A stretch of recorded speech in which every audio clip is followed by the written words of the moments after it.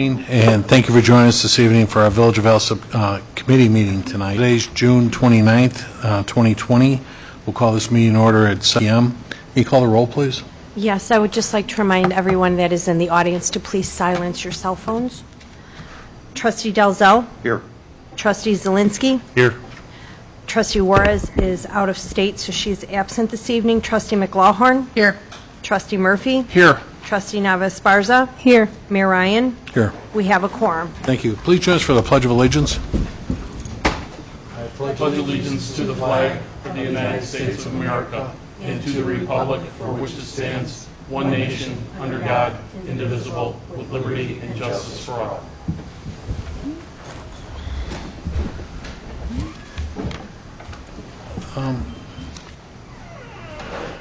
Board, we do have a few people in the audience tonight that wanted to discuss some business ideas. In the interest of maybe thinning the crowd sooner than later, in the interest of social distancing, what I'd like to do is just go a little bit out of turn and hear from both companies that came in with personnel, and we'll go back to my report afterward, okay? So what I'd like to do first is, Jamie, I'll get to you right after. I got another group real quick in front of you. This way I'll stay with my report. Can I ask, first on the Planning and Zoning and License Committee, Trustee Juarez isn't here this evening. Who else is on that committee? Trustee McLaughlin or That would Trustee be me. Okay. Trustee McLaurin, could you speak to this, please, that's on the agenda? And we do have some representation from, like, Impel Unions here tonight. They just wanted to revisit the Planning and Zoning Commission's decision that's on here, too. All right, under planning and zoning and licenses, then we have a presentation by Impel Union at 12500 South Cicero regarding a special use permit after purchasing the property located at 12400 South Cicero. Right, so Blaze, I see, could you bring your group up by the microphone here? You can speak to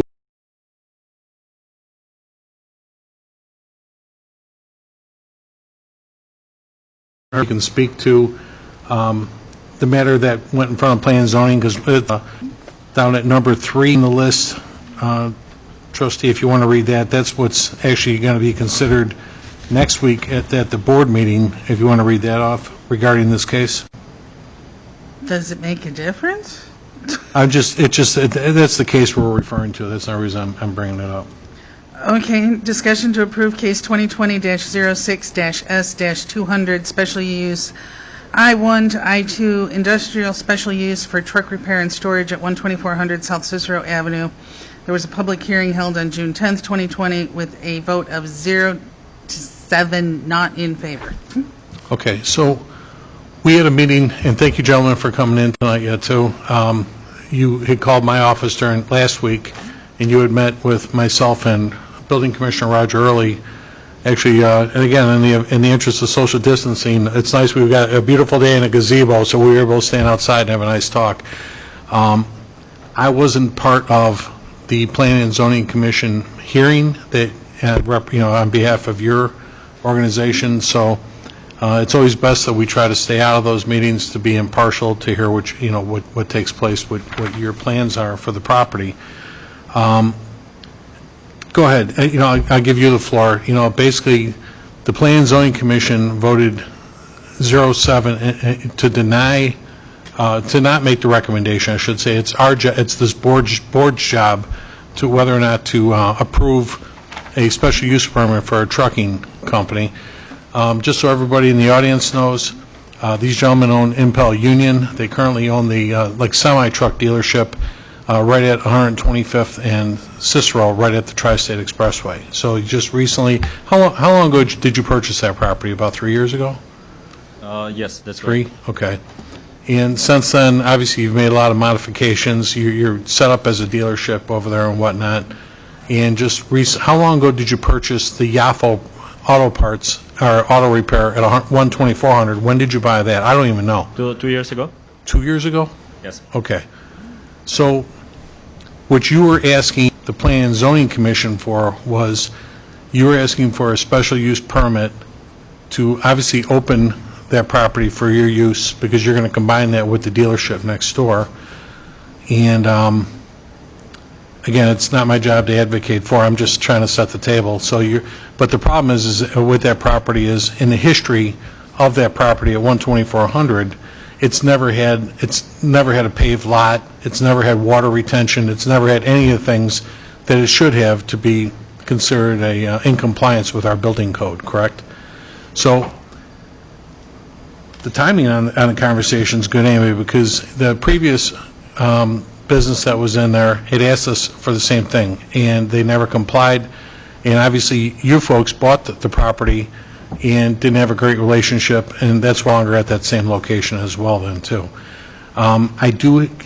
Trustees, I did get documentation from not only, and Roger Early was copied in on all this as well, that not only have you been working with an engineering firm for the last 15 months, but Water Reclamation District has really been slow to approve, because the biggest setback, let's put it this way, that you folks have encountered is the idea that not only do you need, just anyone would love to say, hey, I need a paved parking lot, but you also have to obviously establish water retention, because, you know, all that water right now, what I'm told, and especially from some of the neighbors in the adjacent neighborhood, is that they're getting water from that property, and you folks, by improving the property, are actually going to establish water retention, something that's never been done in the history of that property.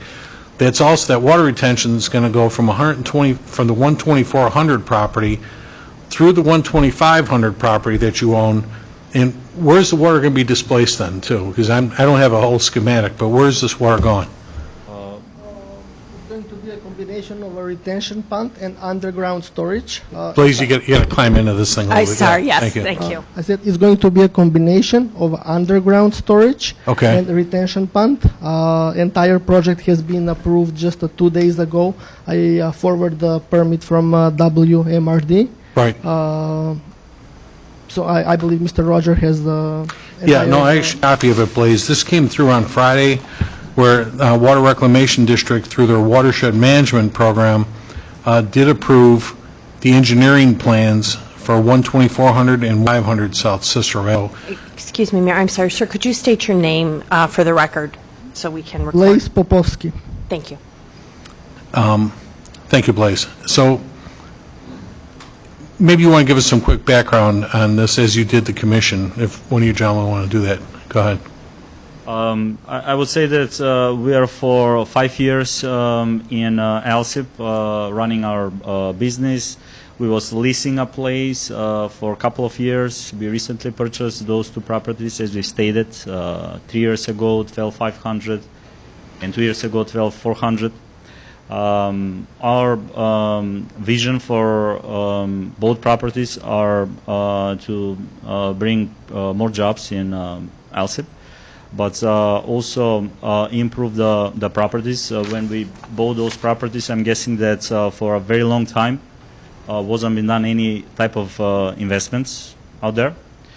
Right after we purchased the property, we came for permits in order to do some interior upgrades. So technically, we invested $1.5 million to improve 12,500 property from interior standpoint. We put a new roof there. As my partner stated, we was waiting quite a bit long time to get those permits from water agency. So we are ready to put that retention pond and also put another on 3 acres approximately pavement. So I would say that the concern of the citizens in the neighborhood of those properties are the same concern of ours. That's the reason why first we approached to purchase additionally 12,400, hoping that the previous tenants would, we're going to have a more control to make him to do improvements of the way how he's doing business. We wasn't been successful, so we had a lot of money to move him out. Today, I believe that we are in a much better position to make those improvements and make that corner to look a lot better than it's looking now. The equipment what we are selling, it's pretty top-notch equipment. We're selling semi-trucks, but also trailers. Environment is very important matter of ours, and also the improvements what we are putting internally in the buildings with a lot of sound proof insulation would also help to do not impact anyhow the surrounding area. Okay. Excuse me, your name as well, sir, please. Sure. Sorry about that. My name is Blazo Gyorev. Thank you. When we get done, guys, we have a sign-in. We'll get your names then, too. So when we had our meeting last week, again, the timing on this, and I appreciate you folks reaching out to my office, too, because I was happy to help push your engineer a little bit, too, and letting him know how important this is, not just to you folks, but to the village as well, too, especially when you're going in front of different commissions, to ask for relief in this case.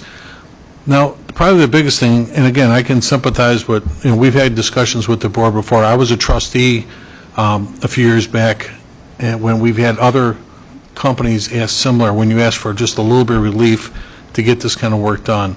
As you said, you were actually the link a couple of years ago to YAFO, and obviously it didn't work out very well, especially with their style of business.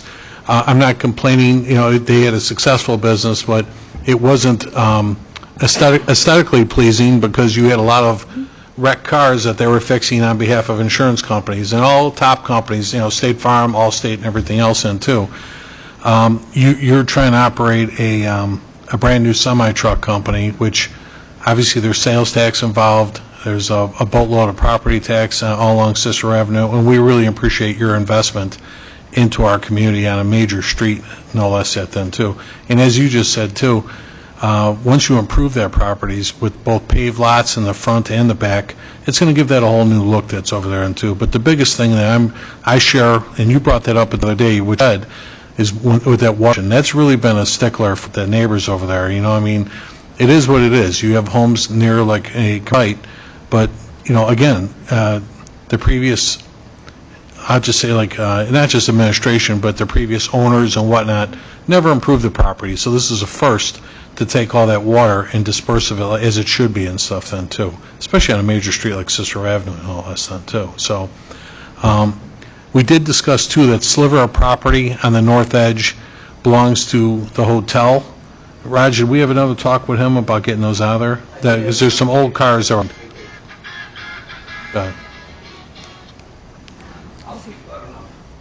I did have a conversation with him twice last week. These are all recorded, guys. We have a camera on us, not you. So, we record all these meetings and so forth. I did have a conversation with not only Neil Piprot, but also YAFO to ask them to remove the cars. Out to him again. Owner of YAFO is out of the state. He's looking to get those out of there as soon as he comes back. I told him that they did have to be removed. So we did. He did seem amicable about doing it, but at this point, they're still there. So when the COVID first came in, we were told, and when you folks had asked them to leave, they vacated and left a lot of mess. You folks cleaned up the yard, with the exception of that sliver on the north side of the property where there's some old cars that were left behind. We were told at the time that the scrap yards weren't taking that type of equipment at the time, so obviously small courtesy, but they got to go. After a couple of months, that stuff's got to go. I would like to add for a record that we don't own that small piece of... That's what I'm saying, right. In the meantime, unofficially, yes, we're negotiating. We're trying to buy that piece of land from the hotel owners. And if we succeed with that, we'll try to look legal remedies so that those cars would be moved ASAP. Okay, so going back to what you're going to need now, so when do you plan on, unless, I'm just doing it for the record as well, because we haven't had this conversation yet. Now that you got your approval, when do you plan on tackling this whole parking lot project?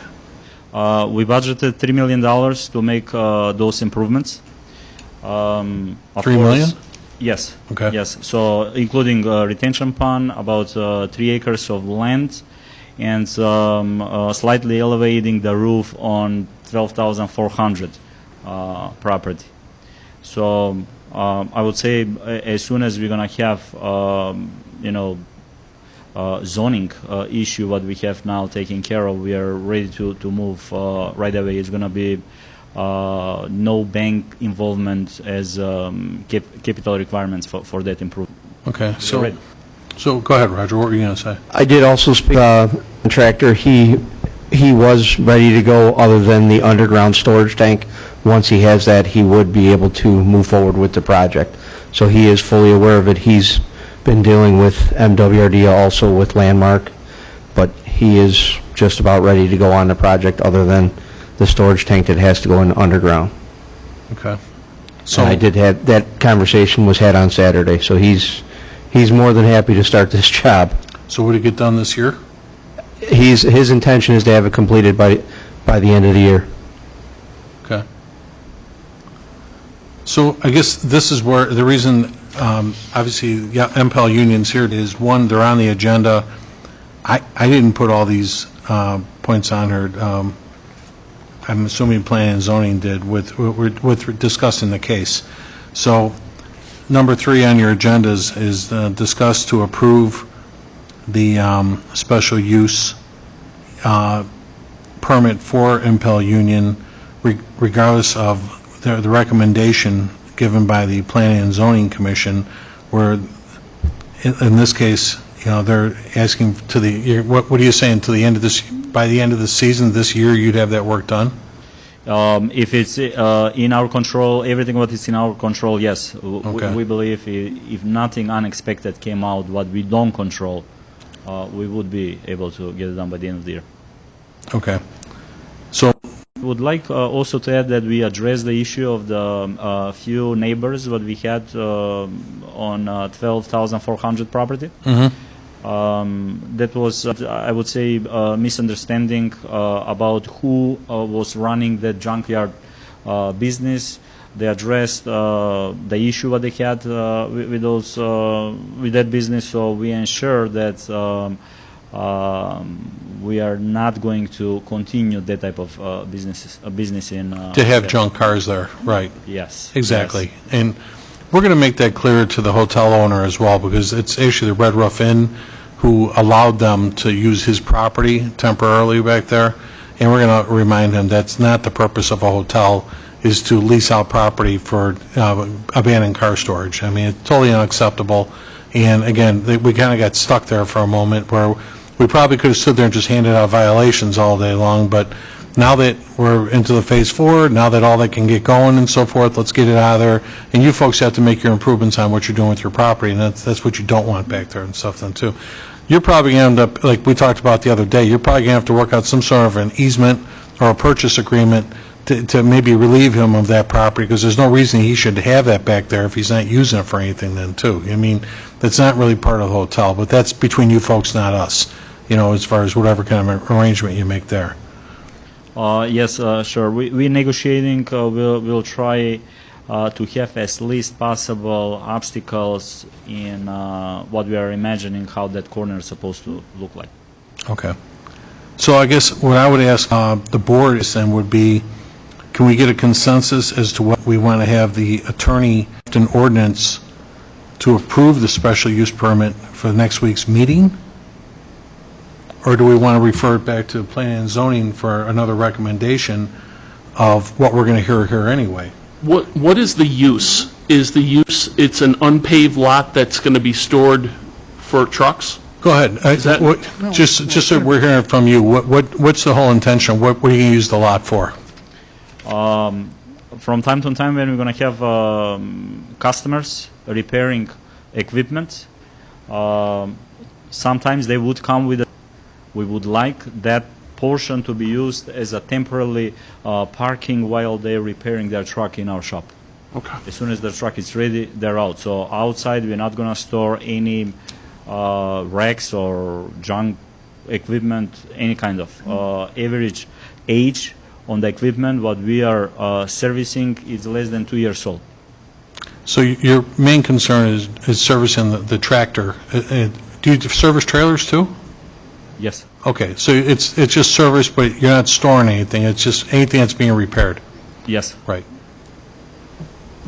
Just to provide some context, I myself just went on Google and looked at your location, and just to make sure that I am looking at the correct location, you're right off of the 294 Wisconsin interchange, right? Going, like, if you're going south on Cicero, you can hop onto the Wisconsin 294 interchange. Yes, that's correct. Okay, so then, I mean, the VMT that goes down Cicero, and also just the amount of traffic that goes down the interstate as well, you're just a small piece of that, in essence. I've heard that 45,000 vehicles per day passing through Cicero, so adding less than 4 or 5 a day, I don't think so we're going to impact the area. Okay. And trustees, what Blaze was telling me, what he's going to do is, they're going to take, as you were just saying, you're going to elevate the roof just a little bit, but the roof line that you see from the street is all going to look like one building, not two. They're actually going to try and straighten that going straight across, so it looks nice and uniform-like. And that's obviously how you presented your parking lot recently then, too, with the semi-trucks and so forth. You basically lease trucks to sell them within a year or two after the lease. That's what Blaze told us when you first came into business here. Your company also leases, 6 to 10 rooms all week long at the Baymont Hotel for both job recruitment and for your drivers when they come into town and stuff then, too. You're buying fuel here, the motor fuel tax on all the semi-trucks that are going through here, all the property tax and whatnot. So that's my concern, is not just managing a village, but just reminding everybody about the investment that you make in our community, which we really thank.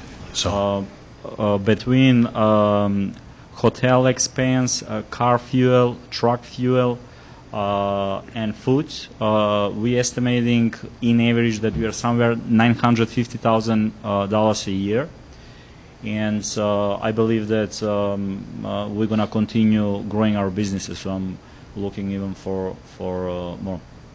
we appreciate that, guys, and I'm sure maybe just I'll just look at it from mine, but obviously you have to do your due diligence when you're purchasing a property.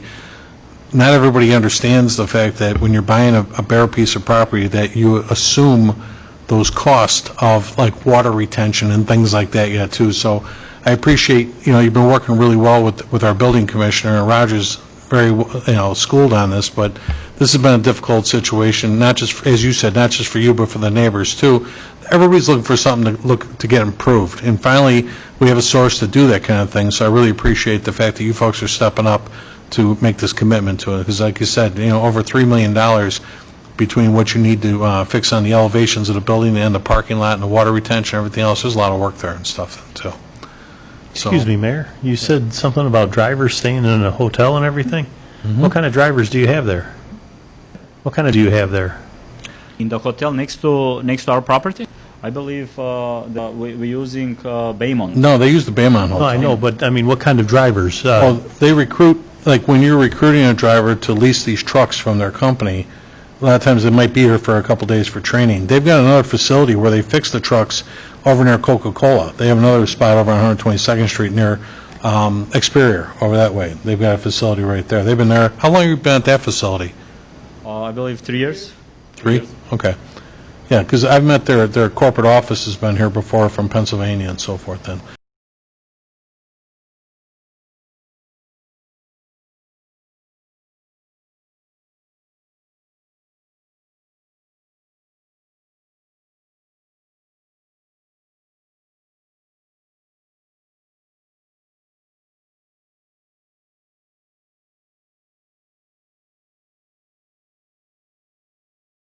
Yeah, when they're doing their recruitment and so forth, then too, to lease the trucks under their company name. This is not just they have, of course, leasing program in front of that. That's why there's form colors of all the green that sits out there. It doesn't always say Impel on it. What's the other name that's on the trucks all the time? Carrier 1. Carrier 1. Thank you. You're right. Carrier 1 trucks. So. Carrier 1, it's headquartered in Indiana, Griffith, Indiana.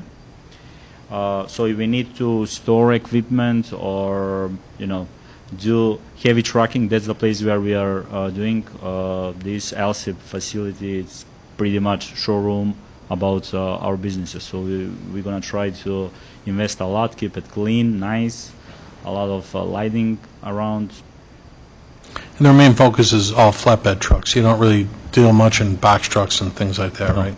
Well, they will if they're repairing them. Huh? They will if they're repairing Oh, them. sure. I mean, it's business. You know? So- And so you're going to get a paved lot, you're going to get water retention, and lighting according to our code. You're going to get that whether this is approved or not, though. No, you won't, because if for any reason we That lot don't, was supposed to be paved a year ago. but if they don't get a paved lot, then they can't have a business there, right? So that community then will ultimately be stuck without until whatever comes along, right? Alls I remember is back when I was on planning and zoning and you, Mayor, and Trustee Dalzell were in the previous administration, the clock tower program that you guys were trying to get, that wasn't the look that Alsip wanted right there on the main street, was a repair business with broken down trucks and trailers. Now, I know we have plenty other truck and trailer places all over town, but they're not right on a main entry of Alsip. Now, along with another commission, also Alsip residents and residents that came to the commission when they did this, nobody was in favor of it. So if you're asking for some kind of consensus, I would be against it myself. Well, let me ask you, like, first, I understand, were you at the meeting, right? Yes, Okay, yes, and you spoke against it, right, I at the did, meeting? well, no, I spoke to it. I didn't speak for it or against it. Okay. That's not my job, so. Right. So, when you have an organization like theirs, and again, like he says, maybe on the other side of the expressway, you've got M&K, you know, that's on a frontage road, and they do pretty well. They sell a different brand of truck and whatnot then, too. And you have a competitor, it's much like a Ford dealership going up against a Chevy dealer or some type. This is kind of like the same, you know, they're all fixing trucks, they're all doing whatever they're doing and so forth, but, you know, you also got a company who's not asking for any tax relief, they're not asking for anything above and beyond, other than to be represented on a main street where they can be seen on the Tri-State Expressway, and they're willing to make the commitment to actually pave the lot, put in sufficient lighting and everything for retention. Just the downside, I guess, I'm is just what we've done in the past. You guys, in the last administration, rejected this. In the beginning, when Yafo wanted it for theirs, we rejected it. But now, all of a sudden, what's changed? What did we reject for Yafo? We rejected this particular ordinance. They wanted a repair business, storage for, I'll disagree. We actually approved it, and they didn't comply. They actually asked for extensions, and they still didn't comply. These gentlemen bought the property to expand their own business at that point, and then went to an engineer, because it wasn't Mr. Alaraca who used to own the property anymore. Now it's Impel Union. Now they go to an engineering firm who has to go to MWR and RD and everything else like that then too, to do what they need to do to be in compliance. If we ever see anything, it was on financing for a mall that was going to go in that never took place. And we were actually the ones on the hook for giving up $10 million to make that happen back in the day with a general obligation bond. we did agree to them to have a sales and leasing portion, which they do have, right? Sales only currently from that property. But you just said you did leasing and training for the leasers. We you put up in a hotel. We have another property in Indiana. Okay. We have a property on 122nd Street. We have another property in Albrook. So all those businesses doing some sort of transportation. This particular property on Alsip, we do sell equipment only from that property. Where do you do the leasing out of? Indiana. So your drivers that are leasing out of Indiana, they come to stay in our Baymont hotel? They going through orientation on the other property on 122nd Street. So in the meantime, they're in Baymont. Then when they're ready, after a few days of training, they picking up their equipment from Indiana. That change was made, I believe, a month ago. There wouldn't be enough room to make all those trucks for everything that the men are taking. This company is actually selling equipment, which the village is a recipient of 1% sales tax. The sales and the leasing, I'm not opposed to. Mm-hmm.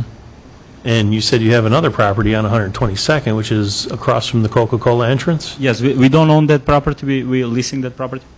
And that's out of major public view, and what's wrong with, besides the fact that you don't own it, there's plenty, like I said, there's plenty of places, and we've agreed on things before that aren't right off of main streets like that for truck repair, it's not a problem. I thought that was not the look that you wanted for Alsip. Well, it's a dealership. Yes, I would try to add that we've been very focused how 12,400 would look like from Cicero. We don't like to see also trucks lining up on the doors, what we currently doing. Intention is to make that building nicer than it's looking right, and the trucks would end on the back side of the building. So there is going to be no entrance doors in that building on the visible side of the building. So the trucks are going to be running along the back where the residents are? I'm sorry? The trucks will be running along the back side where the residents live? Not running, but swinging and getting into the building from the back side. So we're going to have a much better looking building, I would say, from outside. We've been very focused on 12,500 to look nice. We believe that we succeeded. It does, yes. I've seen it. And it's not finished yet. We continue working on 12,400 is going to be in a smooth looking building. So we do not do any heavy repairs. We do not do any engines work, or mostly electronics diagnostic on computers of those engines. So we are kind of on a type of touchy work, not really oily work. My biggest concern is, and especially since you said the trucks will be coming in from the back, there's not a lot of distance between the building and the houses, and we have an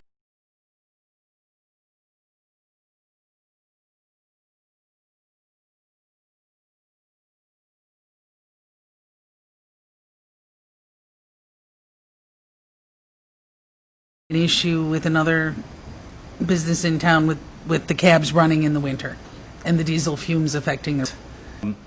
I would say it's in this area, they find a pretty, good solution about that. Soundproof fans, really nice looking soundproof fans, where the residents close to 12,400, I believe that they're going to have an even quieter environment if we put that fans there, because right now that's even no one's operate on that property. Still, they are pretty close to Cicero, and as I've mentioned, 45,000 cars. It's a lot of traffic there. We are open to that. It's a huge investment, but we would like to have a good relationship with our neighbors, because we're intending to stay there for a long time. Of course, if you guys help us. I think what he's referring to, too, is this is a drive-through facility, so you got to put the door someplace, and all he's saying is he wants to put the door in the back of the building so you swing in from the backside. Am I saying that correctly? Okay. Yes, only because I believe the building would look nicer on that corner. Otherwise, we don't have a preference about where the trucks will getting into the building. Yeah, because on the south side of the building, you got a couple of docks that are there, so you can't enter the building through the side, so it's got to be the front or the back, so the back would be more aesthetically pleasing.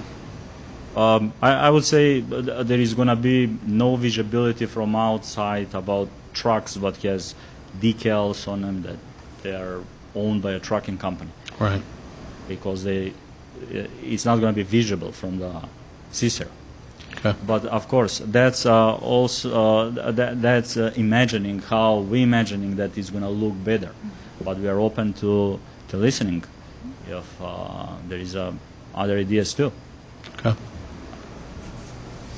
I would be in favor. No, I was going to say, if Yeah. there's any more questions, or... I would be in favor, just when I had mentioned the map, just looking at the existing land uses surrounding this residential area, the major interstate, Cicero Avenue, and then the existing structure that you're just going to remodel.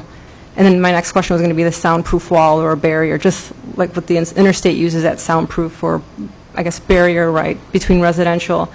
So in essence, as well, just the investment that you want to bring, and then also not asking for tax incentives and so forth, I would be in favor of moving forward. Okay. Thank you very much. And I would also like to mention that we hiring some local people, and our intention is to hire more. And our average compensation is over $85,000, so it's a high-paying jobs. I believe that's also helping the environment. Okay. Thank you. Mayor, for those people who weren't at this planning meeting, which I'm one of those people, what was the opposition? What was the reason that there was a unanimous voting against this? I mean, this is what that commission is for. Stan, do you want to come up for a second? Stan Graycheck's here. Stan's our plan zoning commissioner.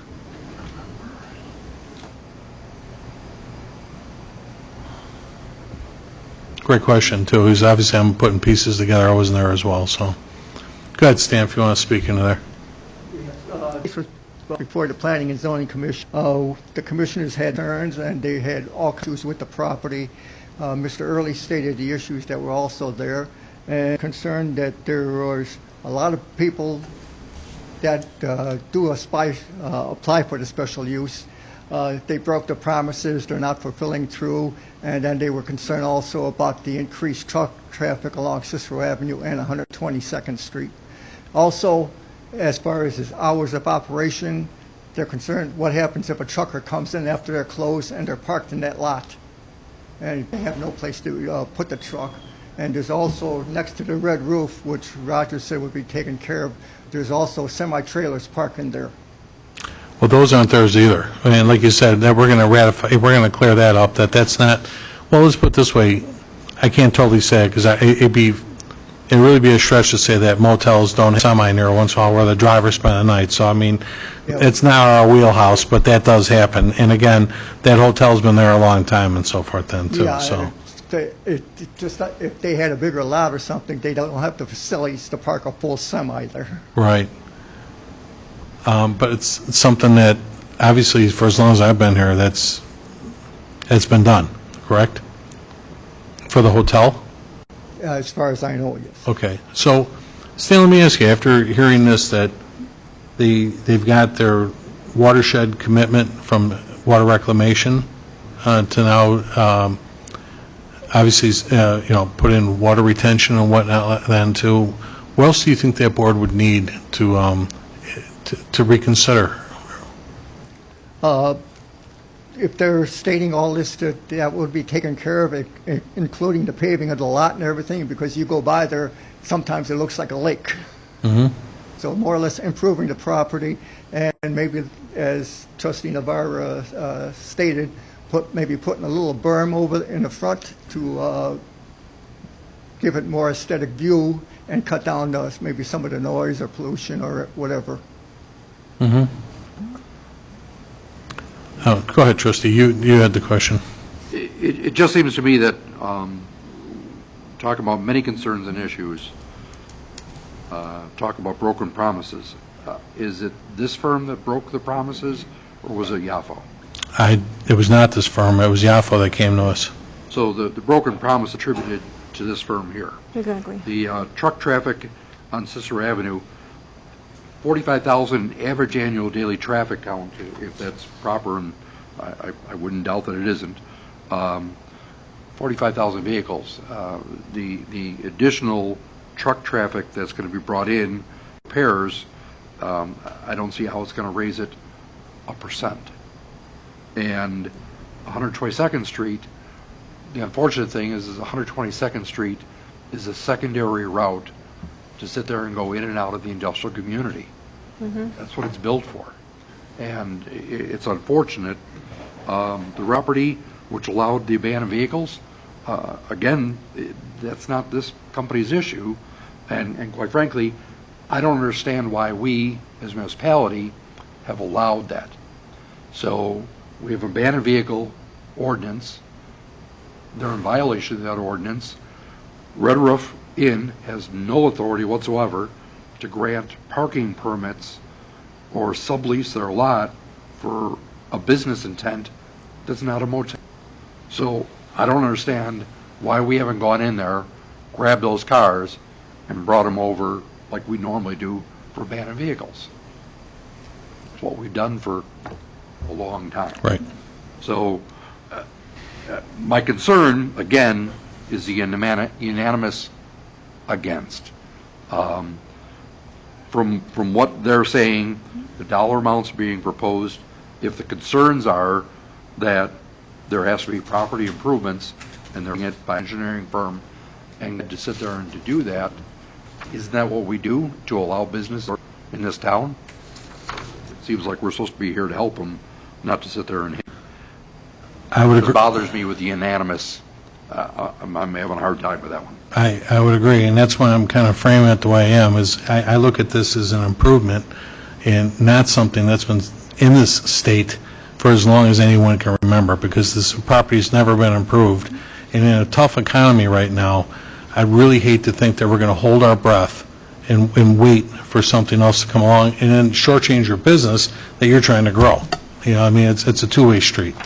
And certainly yours is more beneficial, the fact of what they're putting into this and stuff. So I guess, Stan, that's all I was trying to ask of. And like as Trustee Dalzell said, where was the unanimous decision? But it was just like you said, it was maybe predicated on what had taken place previously and so forth then too, you know? Yeah, we came to our conclusion when we had our vote, and we told them that we just recommend, and that the board has the final approval, so the village board has the right to overturn the commission. Understood. I mean, and it's actually gone both ways before, where you folks have actually given a unanimous yes, and we said no, and that kind of thing then too. So those kind of things happen, but we appreciate the recommending body is who the commission is to hear these cases and so forth then too. And in some cases too, it's understood. I mean, you know, I understand, you know, like as the trustee said, you got a community that's immediately adjacent to this property. They've got dust, they got water, they got all these kind of things going on over there. Well, this work, this investment you're going to put is actually going to control all that, you know. I mean, otherwise, you know, there was another company that came in, you went 7-0 in favor of, and they asked for exactly what these gentlemen did, but their property wasn't located where this one is. Correct. So, I mean, if that's the concern, and obviously they're already investing in engineers and everything else, where the other company hadn't, that I know of and stuff then too. Right.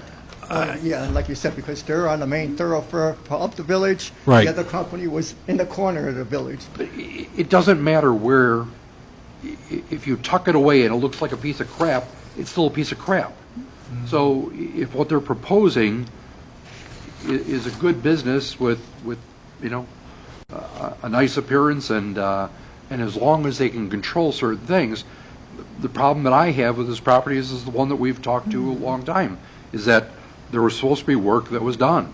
A lot of the neighbors came in here and they talked about the water and the vegetation and the rats and the storing of bad appearance vehicles. So if the business plan is to sit there and to sell newer vehicles, do repairs of minimally aged vehicles, and obviously there's a considerable investment that's being proposed here. I just like to see traction on what that action is, rather than lip service that we've gotten in the past. And that's, gentlemen, that's the bottom line, is, you know, especially when it comes to a property like this that's obviously getting this much attention yet too, is certainly we were, you know, we tried to be sympathetic to Yafo Auto Repair when they were there.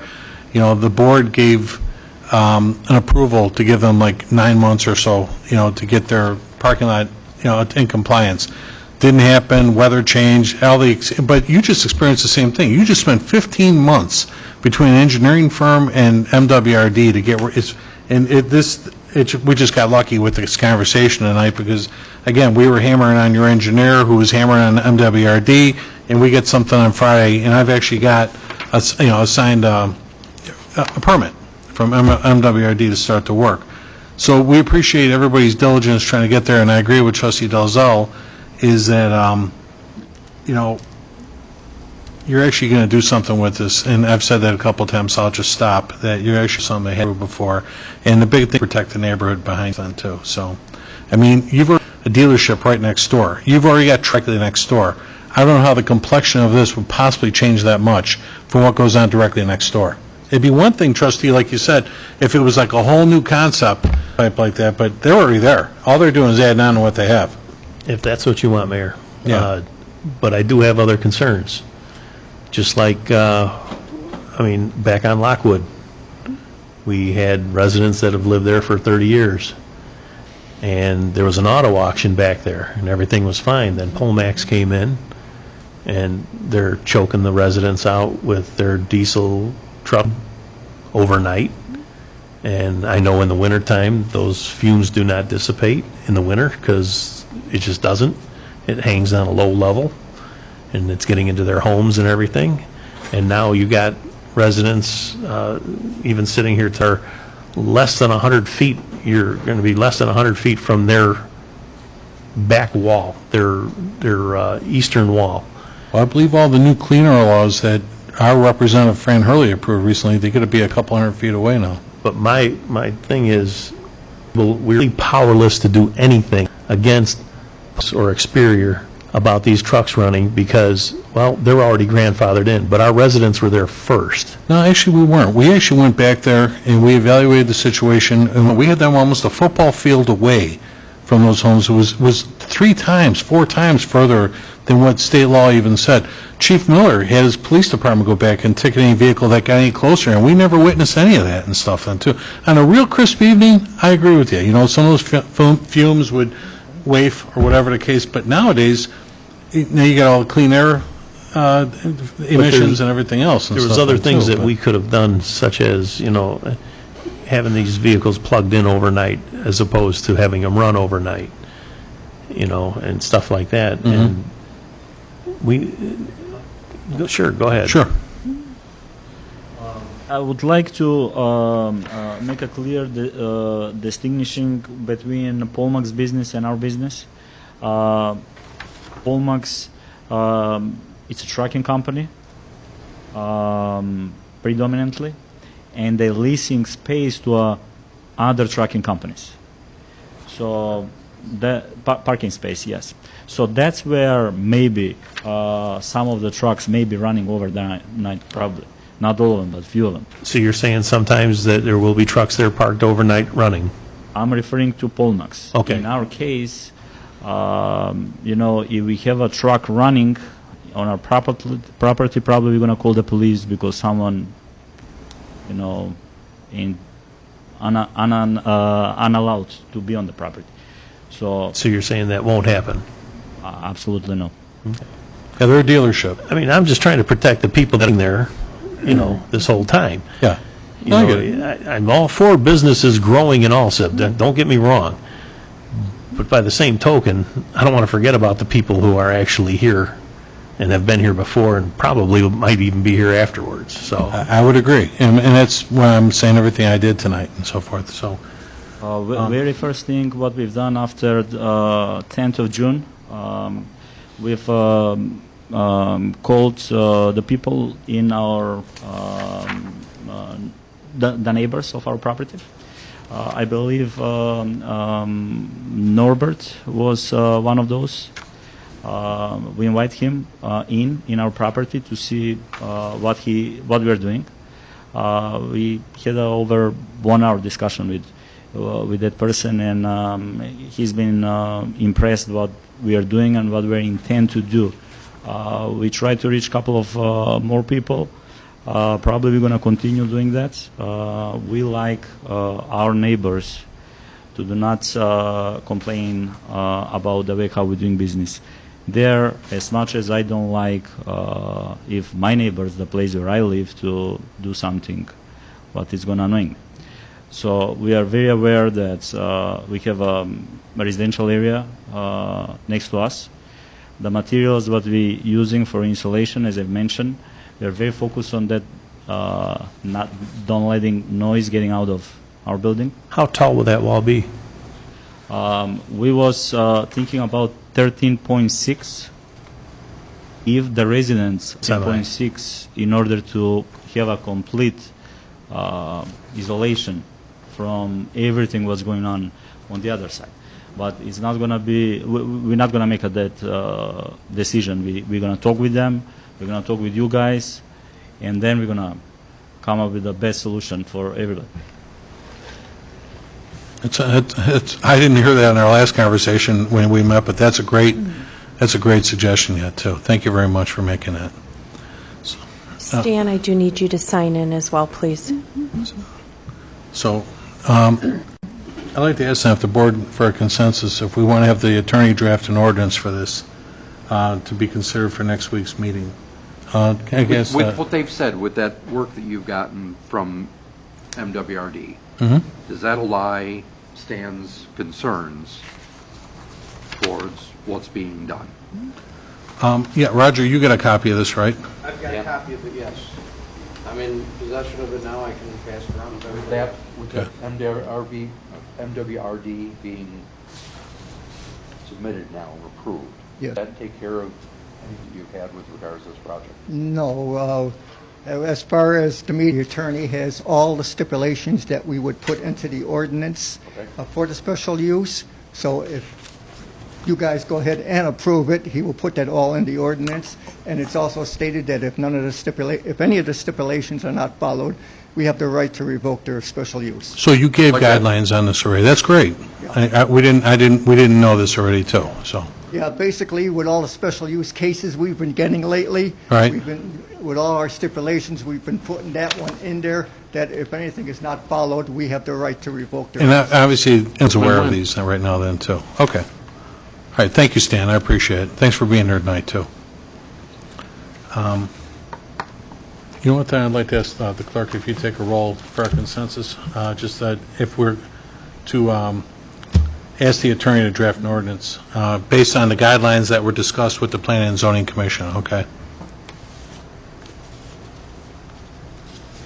And that's for number 3 under planning and zoning, correct? Yes.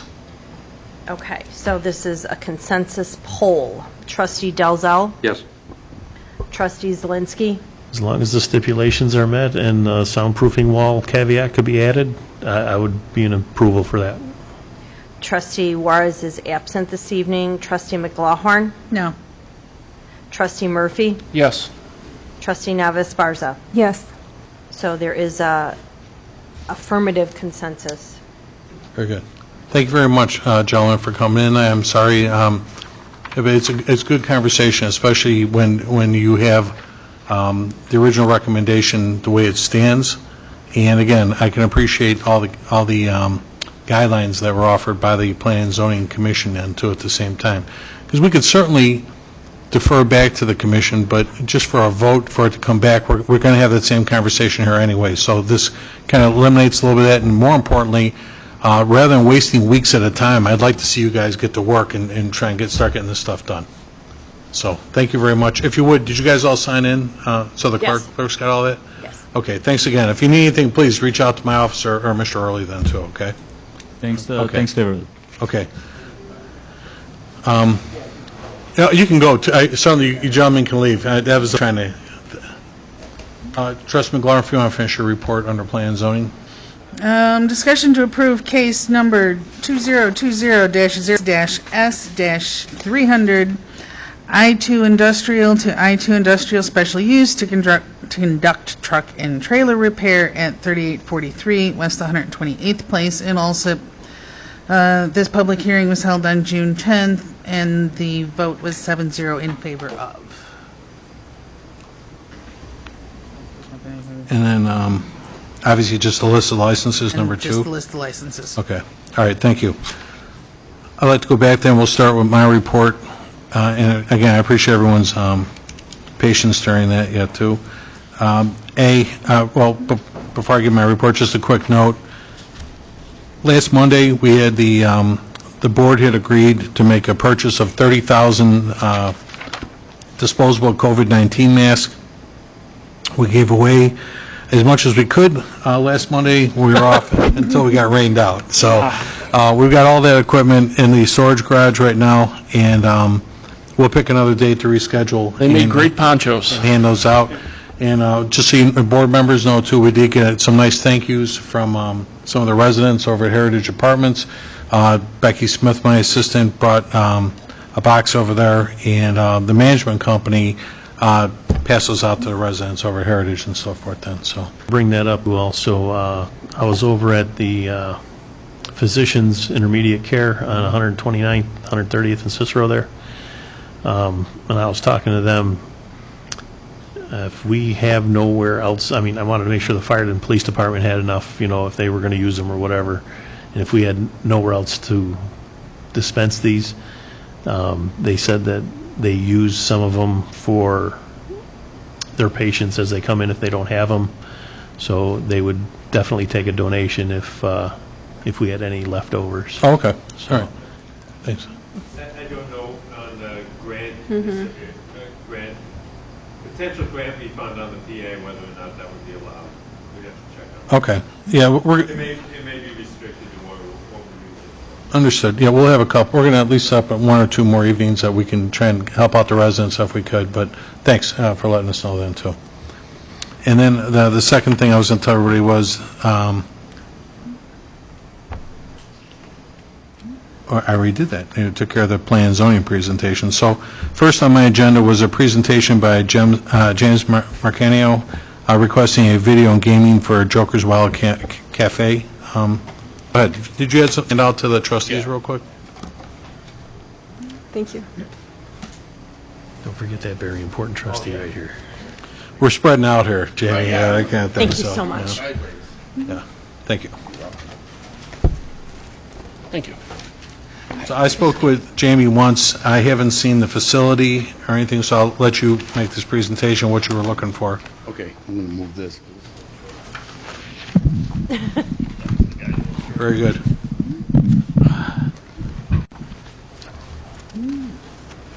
Hi, thanks for letting me be here tonight. My name is Jamie Marcanio, James Marcanio legally. I own Joker's Wild Gaming Cafe and the Thirsty Beaver. I previously owned the Rocky North Saloon and at the office in Crestwood. I also own a construction company called Avalon Construction, and I do a ton of roofs in your guys' towns. So we are presenting here tonight. It's just a business plan that we take care of, we take pride in, shows all our facilities, but I don't want you to thumb through all that. The third page is what we're proposing is a gaming cafe inside the Delicate Touch Car Wash. We want to lease a space inside the car wash from Mario, or the landlord. Well, yeah, we'd sublease from him inside and put in some gaming machines. We could sit here and talk about gaming all night, but gaming cafes, the revenue that we propose that are going to make is going to be, we at Joker's Wild in Crestwood are number 2 in Crestwood. And that goes up against not Delicate Touch, Delta Sonic Car Wash. Delta Sonic is number 1. We are number 2. There's a lot of gaming cafes in Crestwood. Lou hands them out like Pez. Pez dispensers. He really does. We love Lou to death. He takes care of us. He's a great guy. And we have a great rapport with Crestwood. Every city I've done work in, I have a great rapport with. I've never been fined. I've never been denied a license, never denied a liquor license, gaming license, nothing. So I gave you in the back of the proposal, because I don't want to take up a lot of people's time, is a printout, and it's highlighted what Delta Sonic does, what Joker's Wild does. And we are number 2 to them almost year-round. It also highlighted the city's cut. We believe that the $38,000 that Delta Sonic makes the city a year, and between the $29,000 that the Joker's makes, will somewhere be in the middle or exceed that. Mario's business over there at the Delicate Touch Car Wash is busy all the time. And it's not so much they're going to get gamers, but they're going to get the flow through, just like Delta Sonic does. They get the people waiting the 10, 15 minutes for the machines and play. There's a lot of machines in Cook County. I mean, and for sure in the suburbs, I get it. We at Joker's Wild, we take very much pride in everything we do. Our marketing, our soliciting, of the right people to play. Not that there's wrong people, but the people that actually like the bonuses and the promotions that we provide. And it's the repeat players. We have so many repeat people that come into Crestwood, it's crazy. And took some pictures, and this has been in front of a couple other cities, and knock on wood, they've never said no. They all like it. But I get it, this is a unique little decision. Mario has took the initiative to upgrade his bathroom facilities to make them ADA accessible, and they look very nice. I mean, he really tiled it up and made it look really good, because I couldn't fit in the bathroom in there. I mean, it was small. He'd palm the walls, so. But anyway, this is what I'm proposing. We're also neighboring to Payless, who doesn't have the gaming, and not that we're, trying to get their residents in there to do it, but Payless Heights doesn't have it. Alsip's right next door to it. We're going to get a lot of overflow from a little town that doesn't have, the gaming. They just don't want it. Everyone says they're going to get it. But it's a perfect opportunity to pick up some of that revenue from them, too. Joker's Wild does very well at 127th Central because of that. We get the people from right across the street and stuff like that. But we are, real excited about this. I don't know how the board feels about it. We don't want a full liquor license. We just want a beer and wine. No one buys booze at these gaming places. We're second in Crestwood, and we don't sell $300 a month worth of booze in Crestwood. They're there to game. They're there to play the slots. And I will say, Jamie and I had a short conversation on this, and as you said, everyone understands the whole concept of video gaming. The board majority, I had told you just last year, we approved it for convenience store, like gas stations right now, and we've had a lot of interest in it, and it actually spurred a lot of construction at the same time then too. Whereas we wouldn't have them give up the space, because that was the whole purpose of their business to begin with. Sure. And we didn't want to just have gas and games and so forth. But I had spoke to Mario. I'd been contacted a long time ago by Mario, and he wanted to do this back when, and it just wasn't real practical at the time. Now it seems not as much practical, but I think everybody's more comfortable with the way the gamings are. And I think even what you and I were saying too, for a person that goes in to get a hand car wash, he's got a great business there, like you said. Every single day he's got a line around Kroll Drive over there to get their cars washed. Your average person is going to be waiting, maybe 20, 30 minutes to get their car washed. Yeah. And in the meantime, you can play a game for 20 or 30 minutes, and you're on your way again then, too. So, I mean, it's not like people are staging cars out there, and I'm still playing, that kind of thing. No, you're out of here. And another thing to add, not to interrupt you, Mayor, but another thing to add, Mario's, I take everything into consideration. I've spent I've been washing my cars there for 20 years, but I'm like, well, Mario, people actually have to cross and go from the waiting area. They have to go across the wash bay to go to the washroom. That's a big concern of mine. Mario's like, what do you want to do? There's a floor called with, and it has shark bite in it. He's going to redo the entire floors on the inside where it's a full chip floor. And then that area is actually going to have, you would know better than me, what are the pads for the handicap ramps? Yeah. So okay, and the no slip grip one. He would actually install that all the way across. I said, that's my biggest concern. If my gamers that are coming in here, because they will be my gamers, they will be in my area, they will be in my sublease. Are they going to, if they want to use the washroom, they're not going to be going across. That's a slippery floor. Mm-hmm. So slippery, tire shine slippery it is. So I take this into consideration myself. I'm not just ready to put games in there and, I want to make money, but so I want them to do it safely, the right way, and the village to make money, Mario to make money. I'm going to lease from him. So, the only other little concern I've seen about with over there is maybe a little more seating instead of just that one bench for some of the people waiting. But then they'll have 6 chairs on the inside as well. And we will have, the proper, I don't even know if they're going to have social distancing by then. Oh, yeah, they will. Because inside that little room, we ain't getting 6 machines. No, unless there's no social distancing anymore. If any of you guys could tell me, that'd be great. Well, no, you probably just got this too, because the guidelines just came out, and it's almost impossible to spread them 6 feet away from each other. So you've seen these now. Everybody's putting in the partition. We have the plexiglass dividers in plexiglass partitions in the Beaver, and we have them in Joker's Wild. Yeah. It's just so I shouldn't even have brought up the spaced out thing, but who knows? I hope to God. No, that's understood. Well, certainly, and Jamie, how much of a square footage spot are you looking to do this in? Do you have a? I mean, I see the layout. I don't know if you have a. I didn't. I probably should have measured that, and I didn't come up with that. What we're going to do anyway, it's certainly Roger Early is our building commissioner. Roger's I've familiar met with with Roger a couple times on a few with the, projects, actually. with the proper square footage that we've kind of determined through, even through our FG license, that we designed for, what you call it, gas stations. Sure. And so forth, yeah, too. This isn't really a gas station application. As you said, all this really is just a beer and wine license is what you're going to need. Yes, sir. We don't have any, we never leave those just to be available. We have to create those as we need them and so forth. So the question to the board would end up being, I can propose at a board meeting would be is, do we wish to create a license, provided you pass I'm sure you do because you've already got a couple of places Several, already. Mayor, Yeah. several. A liquor application and so forth with us. Did the board, you guys have any questions? Anybody have any questions? Can I add something? Sure. So what would you say if the space that we were in there, it's a very large office space, we would just have less machines to make it adequate? Was that what you guys were doing with the gas station? Well, no, with the gas stations, it was a little bit different because, they already had, when they bought the gas station, they had an established retail spot. And I didn't want them to give up their retail. I get it. Just to throw some games in. Right. In a car wash, you never had the retail. Right. All you have was a waiting room. True. And if you're going to convert your waiting room into something like this, then it's really not taking from what the We're actually taking his office.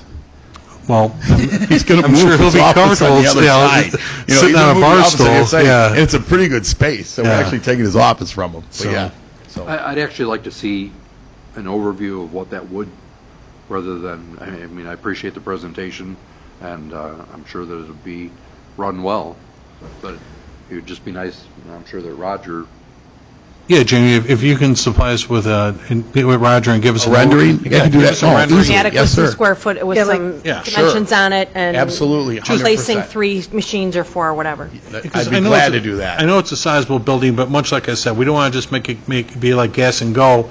Is there any room to breathe in that place and stuff, and not have people, let's just say, for lack of a better word, feel compelled that they have to sit at that chair because there's not enough of the other ones and stuff then, too. I 100% agree. Yeah.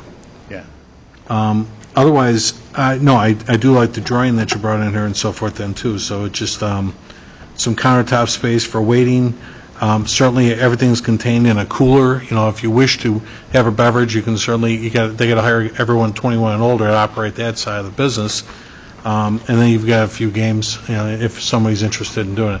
It's the same concept as all these gas stations. People feel that, they walk in and they're buying gas, I got an extra $20, and they feel their odds are better at a machine than it is playing the lottery sometimes then too, and that's what makes these things so popular, so. Right. I think that I think Mario's business will a little bit more.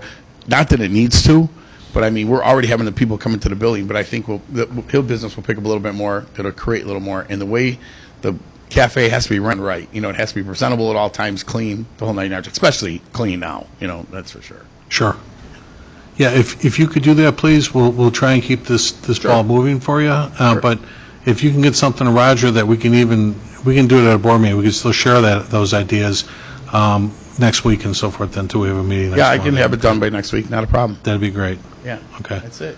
Any other questions for Jamie? No? All right, thank you very much, folks, for coming in tonight and stuff then too. And certainly you're not hurting our feelings if you want to leave and stuff. And that's the whole idea. We didn't have 50 people in here, but that's okay, so. But thank you for the presentation too, so we can all really get an idea of what you got going on. Appreciate your time. Thank you very much. Thanks, Jamie. Next on my agenda, I had just put because these are just events that come up during the week, and I want to share these with the board.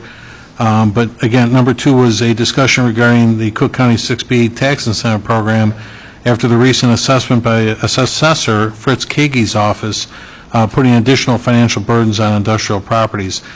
Really, what I wanted to just bring up was I had a business come in my office last Wednesday, and everyone, I know I haven't gotten any calls, but I certainly stay in touch with social media and whatnot. And there was a few people that said, they assessed my property a little higher than what it used to be, the county did, and a few people even said, I know on my home, it kind of stayed pretty level. It went up maybe just a notch, but nothing crazy or anything like that, but There's not, I've got a smaller home, maybe there's not a lot there, I don't know. So, I did the math on mine, it went up 22%. it went up 22%? 22%. Okay. Mine went up 30.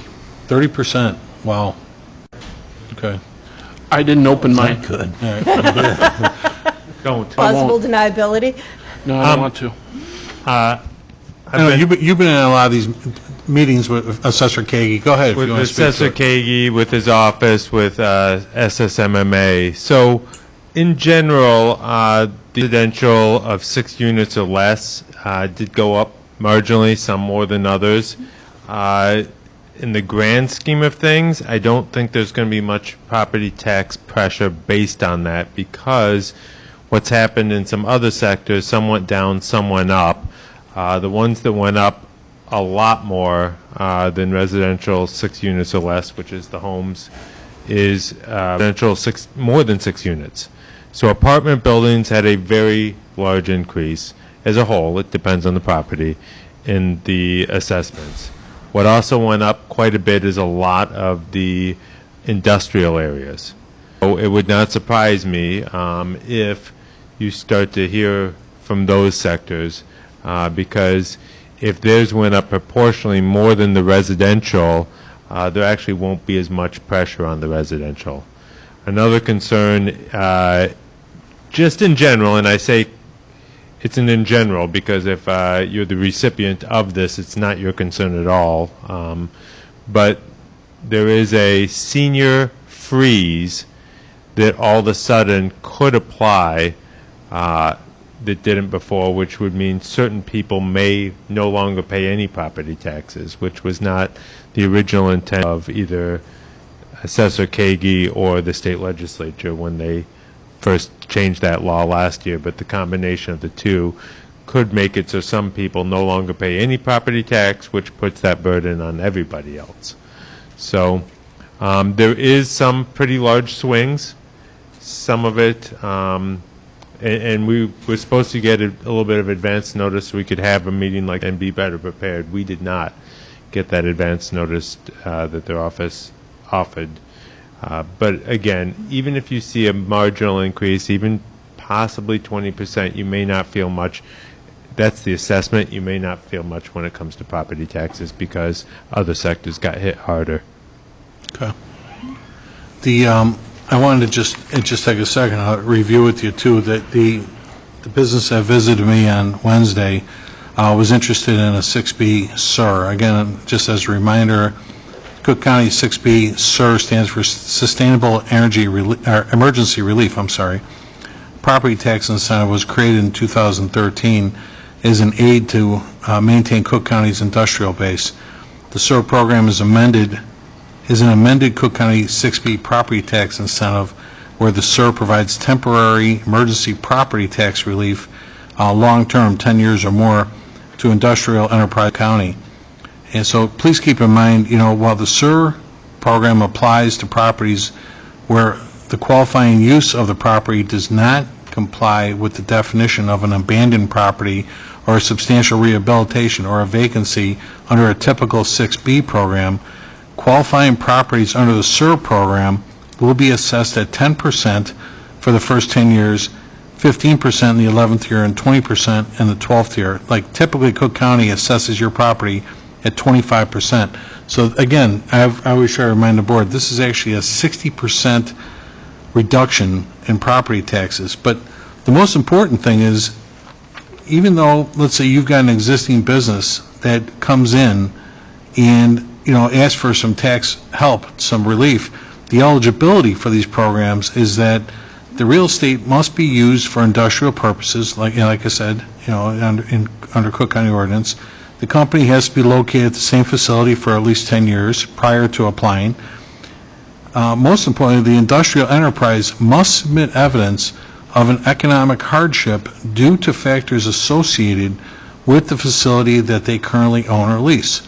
In other words, it's not the taxes, it's their businesses going under.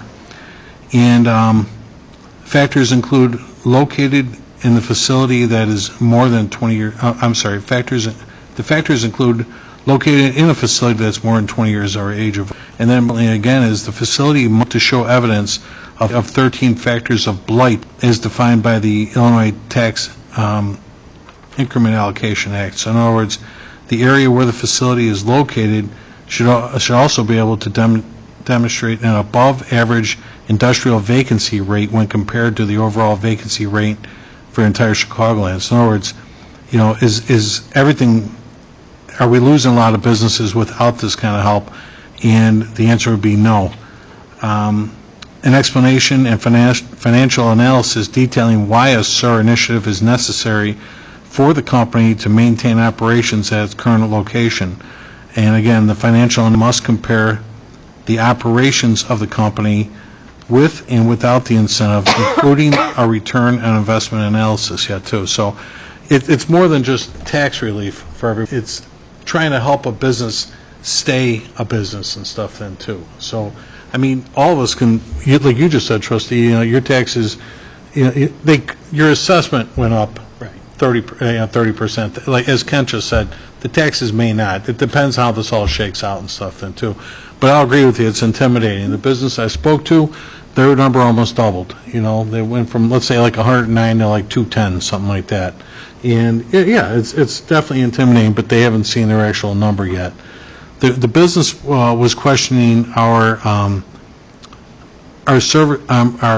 service fee program that we implemented about a year or so ago on 6B renewals and 6B SIRs. And what we were asking was if, not through my office, but we have our village attorney speak to everyone to say that, like we did with a couple of these businesses now, that if you wanted to take advantage of a 6B renewal or a SIR, you're asking for, the business is asking for a 60% reduction on their tax overall. Affects all taxing bodies. So, you know, it's schools, I apologize, schools and libraries. I got the big park districts and county as well as the village. The village is working with 18% of all the property tax. So we asked for like 60% of what they're going to save over the next 12 years based on our 18% to help us pay a few bills and stuff then too, you know, because we're obviously tasked with bringing in new business that all the taxing bodies benefit from. Although that tax might go down for that particular business by 60%, that doesn't mean that all the other taxing bodies work with less, like the schools and the libraries and everybody else. All that money gets distributed to everyone else. It could be the homeowners, it could be the other business business owners and so forth. That number never changes, but it's relief to the business. But the business that questioned it didn't really care for the fee. So, you know, we give 3 years to make payments on it. It doesn't have to be immediate or anything like that, but we're trying to do everything we can. But that was the template that the board had approved and established back when, and if we change that to extend those terms, then we'd end up doing it for everybody else then too. Well, I remember when we passed that, I was for the thing that our attorney, Mr. Kankar, came up with for the renewal, because, you know, we're giving them tax relief for 10 to 12 years, and then, you know, we're supposed to be getting ours back. Right. And then they want another one for renewal. So I agreed with them that, you know, we should get a bigger bump out of that, because we've given you the, you know, the benefit. We need to get something back. But I don't remember that, what did you call it, SIR? It was on the 6B renewal and the 6B SIR. We agreed to both. Yeah, I didn't remember. Because essentially you're doing the same thing for both parties. But for the SIR, that's an emergency relief. Why would we have done it for that? Why would we? For the renewal, but why for the emergency relief? For the same reason you did a renewal, is because, you know, what you're doing is a company is asking you, you know, the company is saying, listen, if you don't like it, with a renewal, because I went through this with a couple, we've only done it twice now or something like that, but a company will say, hey, I've got a 500,000 square foot building, and if you don't give me a renewal on something like this, I'm going to leave. And, you know, I've gone back and forth many a times with business, like, please, I mean, you want to have your business here for a dozen reasons and stuff like that, and at the end of the day, you know, it's basically, what's the alternative? They're going to leave, and all of a sudden, the taxes that would have been paid on their property, we don't get anymore, because now it went back to the bank or whatever the case may be. So rather than risking losing that revenue, we agreed to a renewal. Now, we've qualified these things, like we just talked about the one recently for Berry Plastics. That's still being discussed, but you've got a 550,000 square foot building that's only half occupied, and they're asking to renew their 6B that they got over there now.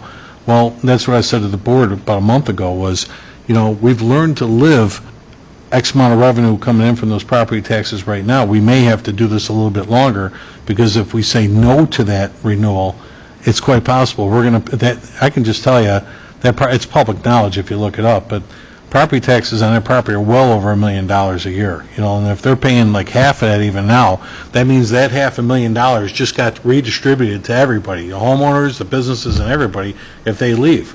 And we're only allowed one renewal, correct? You could probably do it more, but none of us have been around long enough to ever see that happen twice, that's for sure. I thought we could just do a 6B and then a 6B renewal. I believe it is. I think the renewal only happens one time. No, because nobody would keep doing that anyway. I mean, we're not here to finance your business and stuff. But if they're not asking for a 6B or a renewal, if it's an emergency thing, why would we take so much off the top for a fee?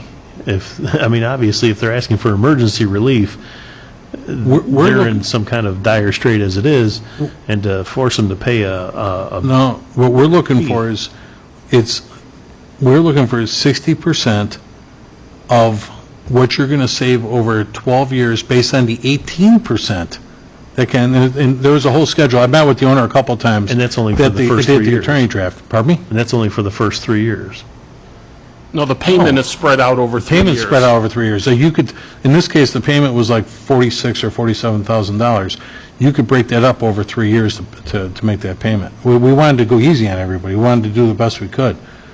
That one, the one, I don't want to, it's not fair to share our numbers, but one person cut us a check immediately, and I told the accountant, spread it over 3 years, because that was the template that we agreed to. That kind of thing. So, and everything's been spoken to through our attorneys, not us. So everything's being vetted correctly and so forth then too before being considered here. But I guess I'm in line with Trustee Zelinski here. I mean, if it's an original application for a SIR, that means they're experiencing hardship. No, an original application is somebody that's going to actually purchase a blighted property or maybe build out an existing property. There's about 4 different pieces of criteria to do. With a SIR, that's on just a typical 6B. On a SIR, you have to demonstrate a hardship due to, if you can't help me with my taxes because my business is going under for maybe other factors other than taxes. Otherwise, like I explained to the business, we'd have a line out the door of every business in town saying, hey, take my taxes down 60% and stuff. I paid too much. No, well, that's beyond our control. That's the county doing that. I understand that side of it. Or the other taxing bodies as well, too. And correct me if I'm wrong, Mike, but we're asking, why are we charging the fee on an original application as opposed to the renewal? I wouldn't call it, you might call it an original application for the SIR.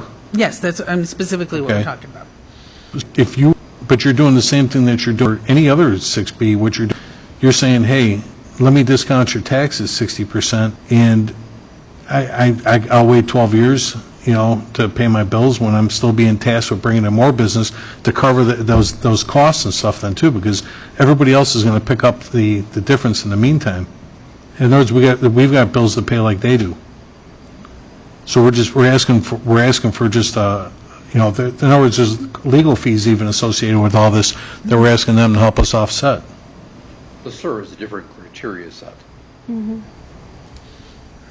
Principle is the same with regards to the tax relief, but it's a different filing criteria. Mm-hmm. So the question would be is, does the board wish to waive the service fee on a SIR? Wouldn't that pretty much equal what a 6B would be anyway? A 6B is to entertain new business coming into town, a business that's never been here before, or a business that's going to actually assume a blighted property and invest in there. A SIR doesn't do that. A SIR, there's no additional investment there. Right, I understand, but I thought we've given 6Bs to steel companies up or 23rd Street or places. that weren't new companies, but I thought one of the criteria was they had to expand or they had to hire new people or additional workforce. Well, in his case, he wanted to be, I remember the one you're talking about for the steel company on 123rd Street, and, he wanted to get more competitive. He felt his equipment couldn't get there, and the SIR would have helped him purchase new equipment, be more competitive and so forth. Or like, you might see some companies say, hey, I want to establish a training program or an internship and all that kind of thing. But my point was, 6B, that's just tax relief. Yeah. That's nothing additional for us. No. So, in essence, if this SIR that we would be providing this company would be essentially equal to a 6B to us, if we didn't charge that extra. It's really not, trustee, because what's happening is with an original 6B, like I said, you got a new investor coming into town. Let's take Lynn Chicago right up in the corner that just moved in. He bought a property, a 44,000 square foot property. He actually spent money, all new fencing. He's selling hundreds of tow trucks over. It's the largest, regional tow truck dealership in the area. And he's actually took his workforce, and he's going to go from like 2,000, or I'm sorry, not 2,000. He's got like 28 employees. He's hired another 28 employees. In other words, that's where all the investment comes into play and stuff then too. And it's only for 12 years. That's all he gets. And again, it's always the onus is then on the board to decide whether or not should he seek a renewal. We'd qualify that to say if that was really necessary. Do we think it's necessary to give them another 12 years of relief? And it's not just on we might be speaking for all the other taxing bodies, but the schools, the libraries, the parks, and everybody else is who we're speaking for. And this is an agreement between the village and Cook County. Because we understand how it is to operate in Cook County, so the tools to try and keep business as opposed to having them leave. We can actually have maybe a reduced fee for the SIR, not as stringent as the renewal. I don't know if it would be fair, because you're doing the same thing for either.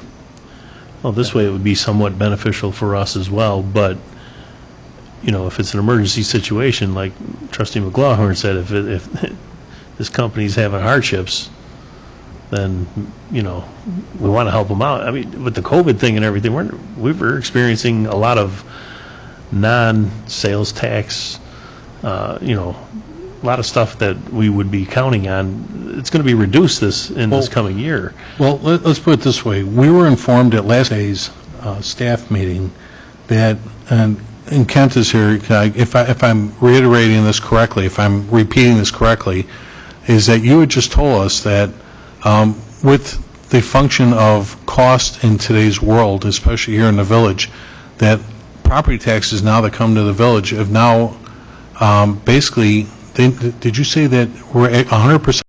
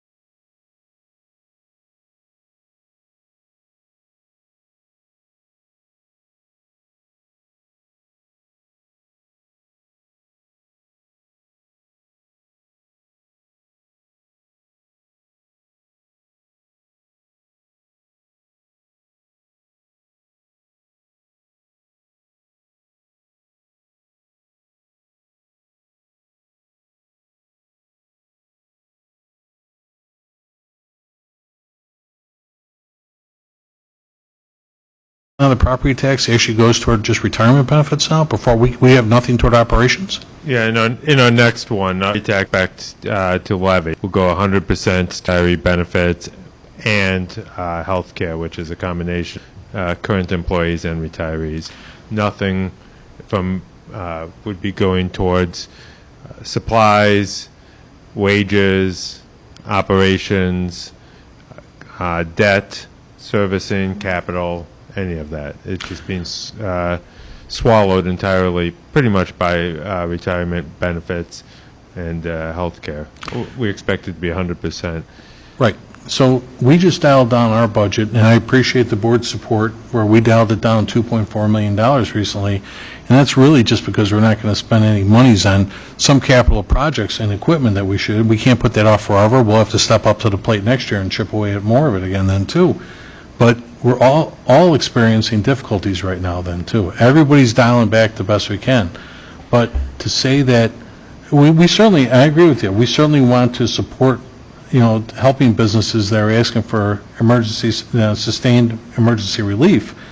But obviously, how do I say, we've got bills to pay too, that kind of thing, which is why there's a 3-year window to actually make, to make a service fee payment, because we're essentially letting that business discount their taxes almost 60%. Okay. Can I? More additional question. This particular business, I don't know what business or what they do or sell, right, or what, but if this business got this relief fund from us, would they be able to make more money for us? I would say eventually. I'm going to say if they're in the service industry, so I don't know that their business would, I don't know if it would grow. They'd have to demonstrate that, and because there's no sales tax there really. It's basically applied services. It's a service industry. Okay. Thank you. No, there's no real sales tax attached to that. No. Who makes the determination of if they qualify for a SIR? Is that us or is that the county? Both. Actually, the county has to. Actually, the county. Well, actually, and that's the last. I know how much everybody hates when I read all day, but that's the last part of this. Yeah, don't read anymore. But Cook County, the Cook County Bureau of Economic Development and/or its agents may meet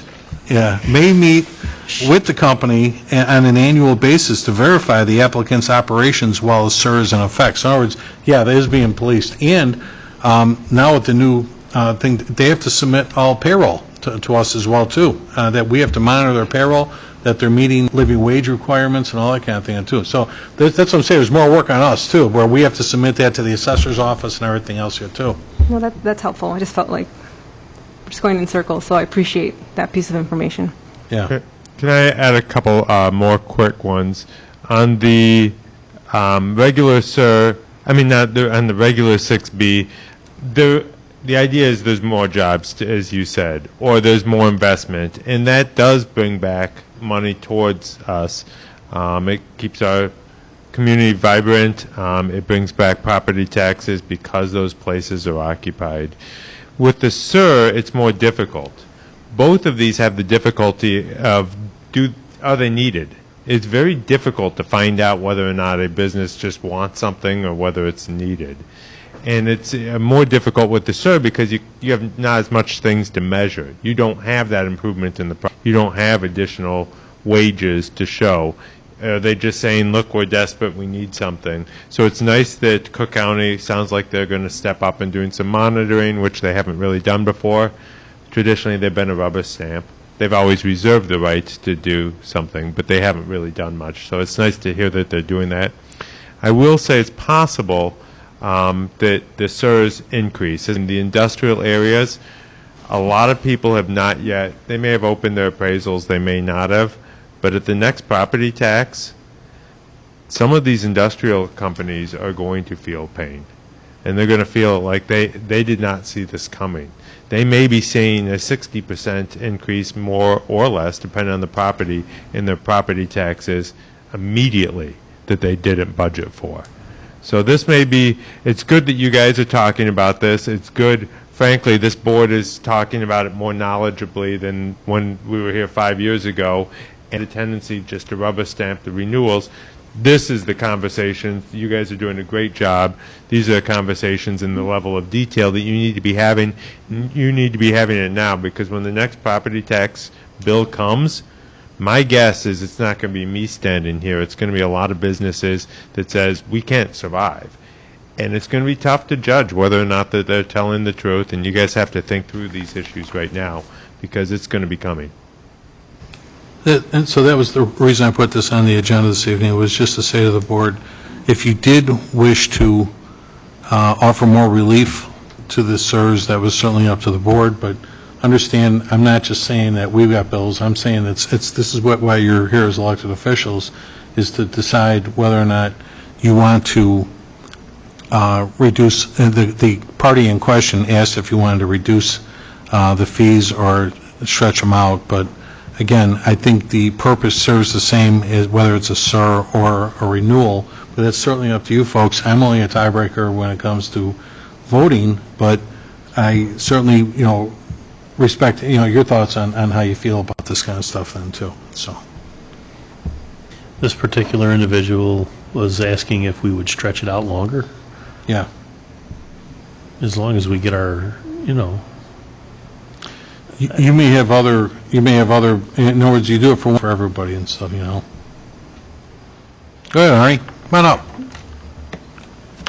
We haven't even reached public forum yet. Yeah. I'm one of them who applied for the 6B. And to give you numbers, I don't know if you've got to be talking about somebody else because those numbers don't match up to Okay. mine. Oh, to give you an idea, I did get my assessments. We went up 110%. How can I survive on that? I don't even get that in rental income right now. I have 4 rental bays. Most of you heard the story about I had a bad tenant in there where the IRS come in and they locked me out of my unit, or one of the units, for, 13, 15 months, and it was destroyed. I can't fix that unit up. I don't have the dough to do it. That's why I applied for the 6B. The 6B isn't for my company. It's for basically my rental business. I've got 3 3,500 square foot units, and I got 1 5,000 square foot unit. The 5,000 square foot, unfortunately, is the unit that I don't have the money to refurbish. I did have possible tenants. Roger took off, but he can back it up. I had 3 viable companies, willing to come in and work with me on, okay, I'll pay some of the refurbishment, I just need to be in there. You guys all sent them away. One of the companies, I think it was Tom and Roger, come in to inspect the unit. Hey, we want to see what this company's doing in there.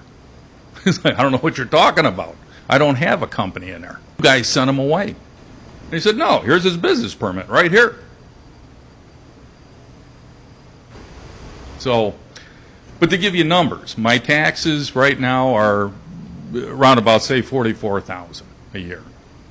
They're going to go up now close to $100,000. It's just, how can I tell my other tenants, hey, I got to double your rent? It ain't going to happen. I've got everything wrapped up in that building, unfortunately. So I got to try to figure this out. I'd probably just sell the unit. I don't know. I don't know if I close, go to Indiana with everybody else. But again, the SIR, yes, it'll be spread out over 3 years. But the first 3 years, I'm going to be paying more in lawyers' fees, the service fees, and there's also the $2,000 application fee. So all in all, just because of this SIR, what is the $2,000 application fee and $47,000 for my service fee? Close to $49,000 I got to come up with over those 3 years. That's going to be more in taxes the first 3 years. I can't do nothing to that unit for 4 years. So that's where I'm at. So even when your taxes go down by, like you're saying, like right now, if you're at, let's say, $45,000 a year, your taxes go down by 60%. But then, so now your taxes just went down to like about $23,000 a year, and over the 3 years. So, but then, right, you got the $15,000 a year toward the service fees. Lawyers' fees. I mean, lawyers' fees are close to $15,000. So, I mean, it's just a money pit. Right, but essentially for the next 3 years, you'd be making the same payment kind of like that you're making now. Actually, Exactly. slightly And less. that's why I needed the money to refurbish the unit it's not there. I'm still paying that out in taxes and service fees and lawyers' fees. After the 3 years, right, that's what I'm saying. Yeah, In the fourth year, now I can, But your monies really don't go up for 3 years. Your money's kind of the well, same. they do, they go up. But what I'm slightly. saying, after 3 years, for the next 9 years, you're going to be paying $23,000 when you should have been paying, No, it does go up. 49 It or goes up whatever. in increments after that. I forgot, it's like. Well, 2,000 or yeah, on 3,000. the 11th and It 12th does year. go- No, all throughout. But the problem is, that's the whole thing of the emergency relief, to get the money now so I could refurbish it. Again, it's not for me, it's to bring a company into this town. Asking for the 6B, like you said in the very beginning, or the 6B, 6B? Sir, because I don't qualify for a Okay. 6B. So would it, what we were talking about before, would it benefit you to stretch that to like a 5-year or something? Probably would, yeah. Then I have a little bit of money invest into rehab in that unit. But, Arnie, when it goes back to, again, the qualifications for a 6B, sir, is demonstrating a hardship due to, associated with the facility that they currently own or lease, that kind of thing. Like, in other words, you're talking about fixing up properties. You reduce my taxes, then I can spend that money to fix this over here. It's really not the same. Bring in a new company, Facility. not for my own company. Right, and then there's, let's put it this way, like anything else, I know you hadn't actually submitted an application yet. We just talked about it. I had a couple of meetings with you at your office and stuff, but you haven't actually My submitted. wound's back, yeah. Yeah, so, but you haven't actually submitted an application to us yet. No, because you were trying to work it out with the lawyer. What can we do? Either spread it out or help me. And then I got the reassessment. Right. So guess what? My $47,000 service fee now goes up to what, 90, $100,000? If that's the case, like Ken said, that might not necessarily be true, depending on how it shakes out across the board. What you're assessed, even though your assessment might look like it's big, I wouldn't buy into until you see your bill come in and stuff then too. Let's see what happens. Because again, the wild part is, when you're talking to us, and that's what I kept going back to, is we're getting 18%, as opposed to schools that get 60%. Actually with the college, it's 66% of that and stuff. Unfortunately, we're tasked with qualifying all these things. We're the ones tasked with policing all this and everything then too. So there's a lot of work behind the scenes that go into this kind of thing then too. Like I said, stretch it out. Because you're getting all the money up front. You're getting it within the first 3 years rather than spread out over 12. We're not getting anything up front. We're getting, You're getting your service fee up front. Yeah, but like Which is- but if the service fee was, let's just say $45,000, and you asked for 5 years, we're getting, what, $10,000 a year out of that? And what would you get normally? We're getting If I didn't 18% of have any- $40,000, of 45, in other words, we're getting more than that without, but I understand the reduction, but like I said to you, that if we didn't have any kind of, something to help us pay our bills with and stuff then too, you'd have everybody in town saying, well, if I can fix this over here and I you get reduce it. my taxes by 60%, again, it'd be like an epidemic. Everybody would want to do something 6B like has that, been a thorn in my side for the last 42 years. Mhm. I've had to pay the taxes to cover everybody else. Same here, and the residents are doing the same thing. But it's what you do, it's the industrial base that keeps everyone's taxes fair, and collectively. If we didn't have, you're the president, it's like, without that industrial base, we would all really struggle in this community and stuff then And with too. these assessments, we are going to be. I think all you mayors got to get together with your mayor group and go down and see this clown. and Believe me, try to do I did that last year. I was actually at the county building with all the mayors, pleading with the county to do that, and I'm on the record. Actually, I'm on the record fighting with the 6Bs for more. At the time, we were trying to say that you couldn't just get them and run. There was more policing involved and stuff like that yet too.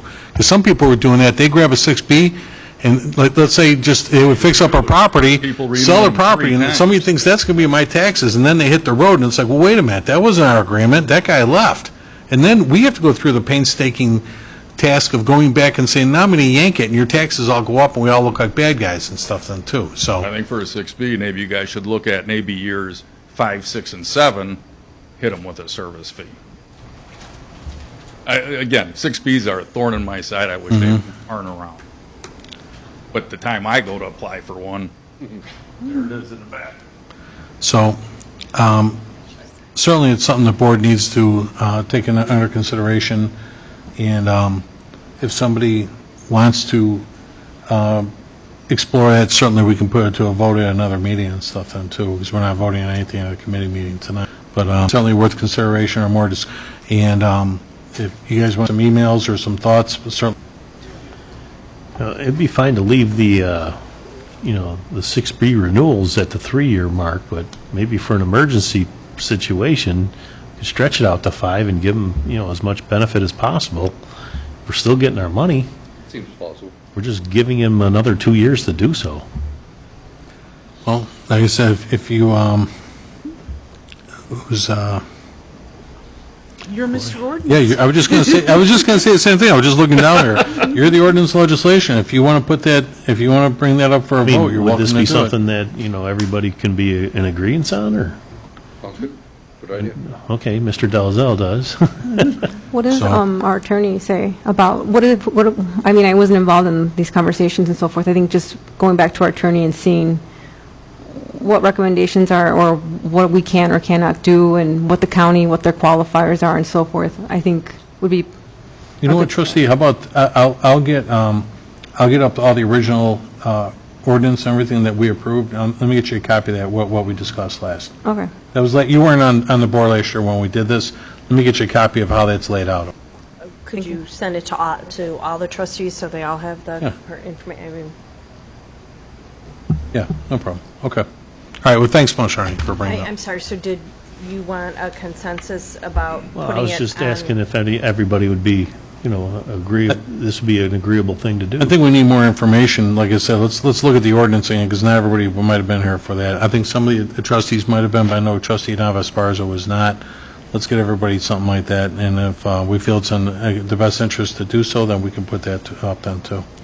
Because, like I said, I verbally explained it, but if you want to see more, and I can actually maybe get an example from other communities doing that and what they're doing right now then too at the same time. And if you wish to put it to a vote next week, put it up, that kind of thing, put it on there that, you want to extend it 5 years or something like that then. All right. We're trying to wrap up here. I appreciate everybody's patience. This ran a little bit long.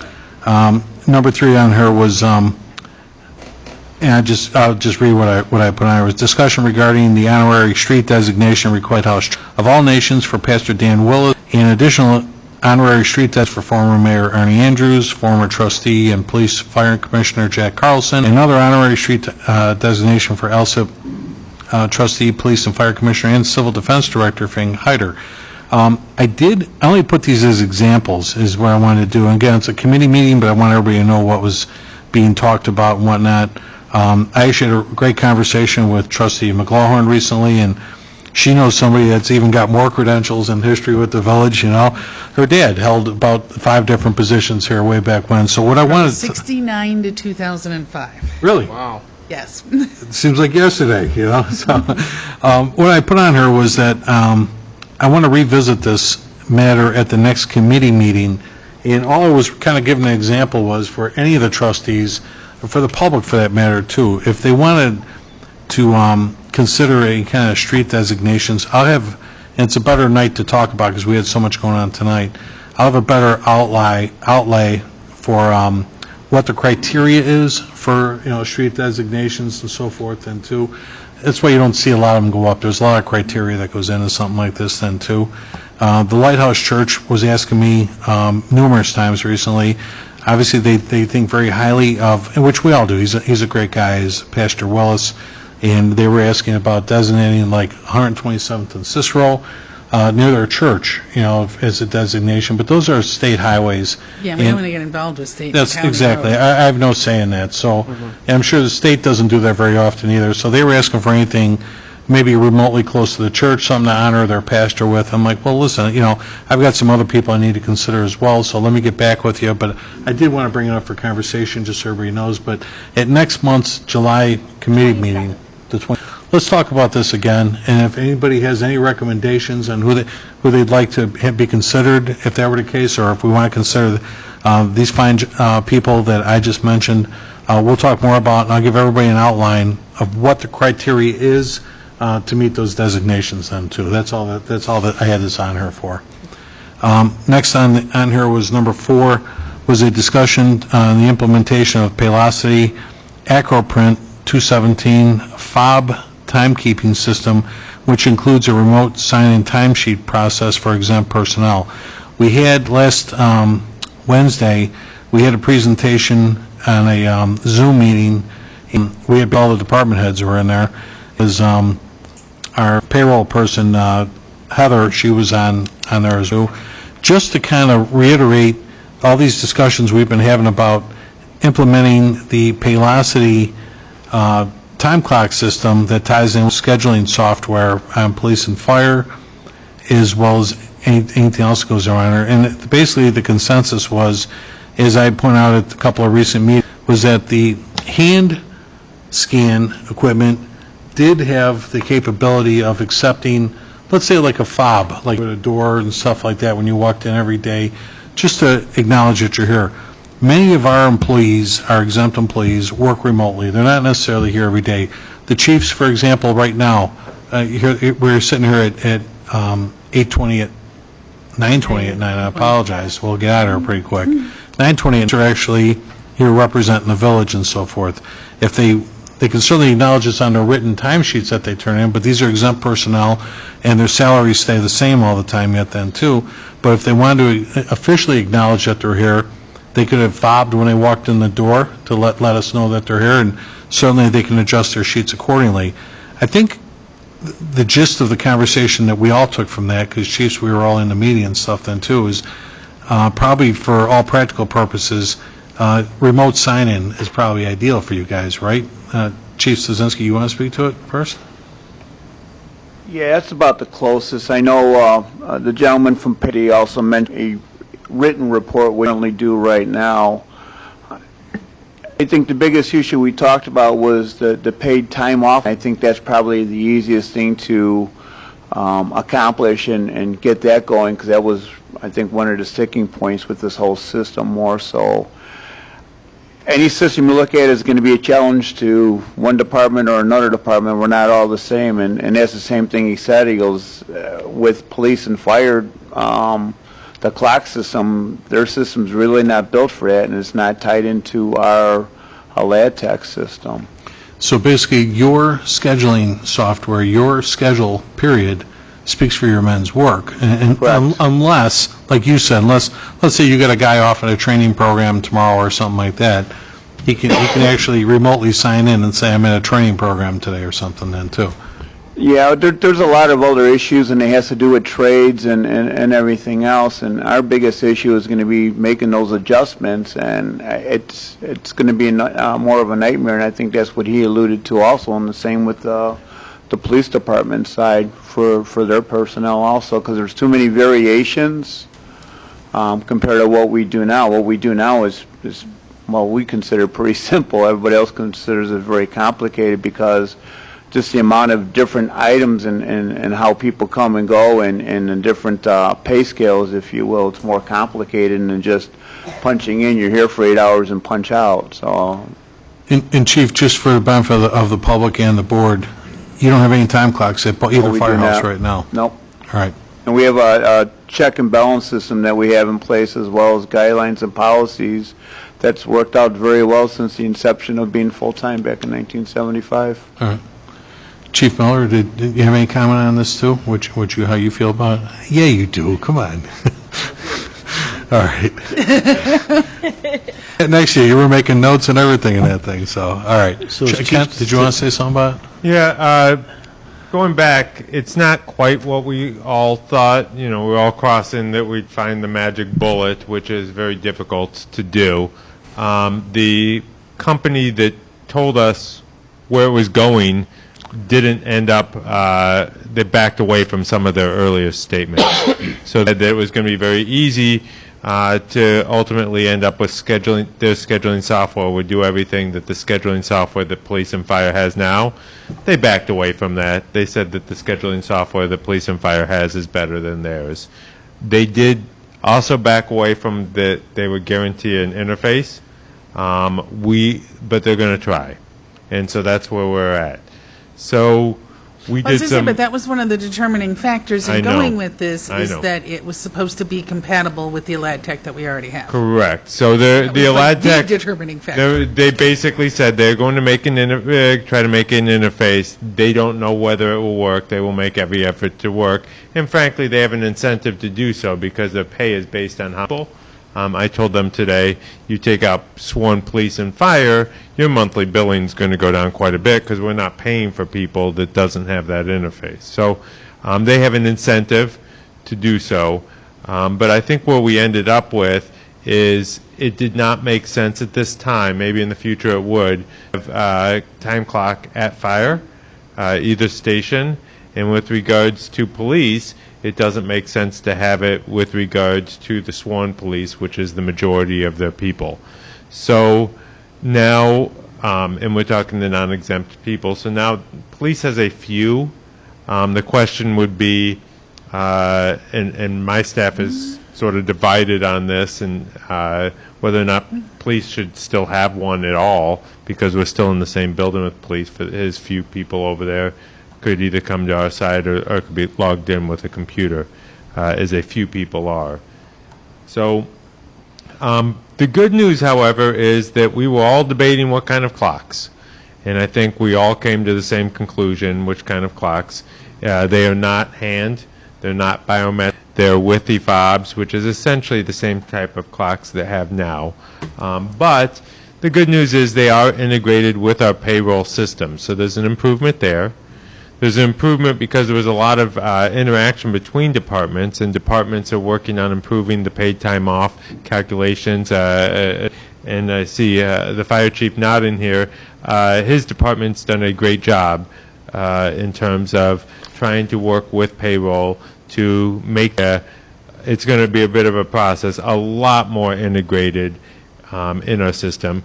We're also going to be getting employee portals, which will allow employees to be able to see their time, their paid time off, possibly even put in vacation requests, although not necessarily with the sworn officers. I think that's part of Elad Tech.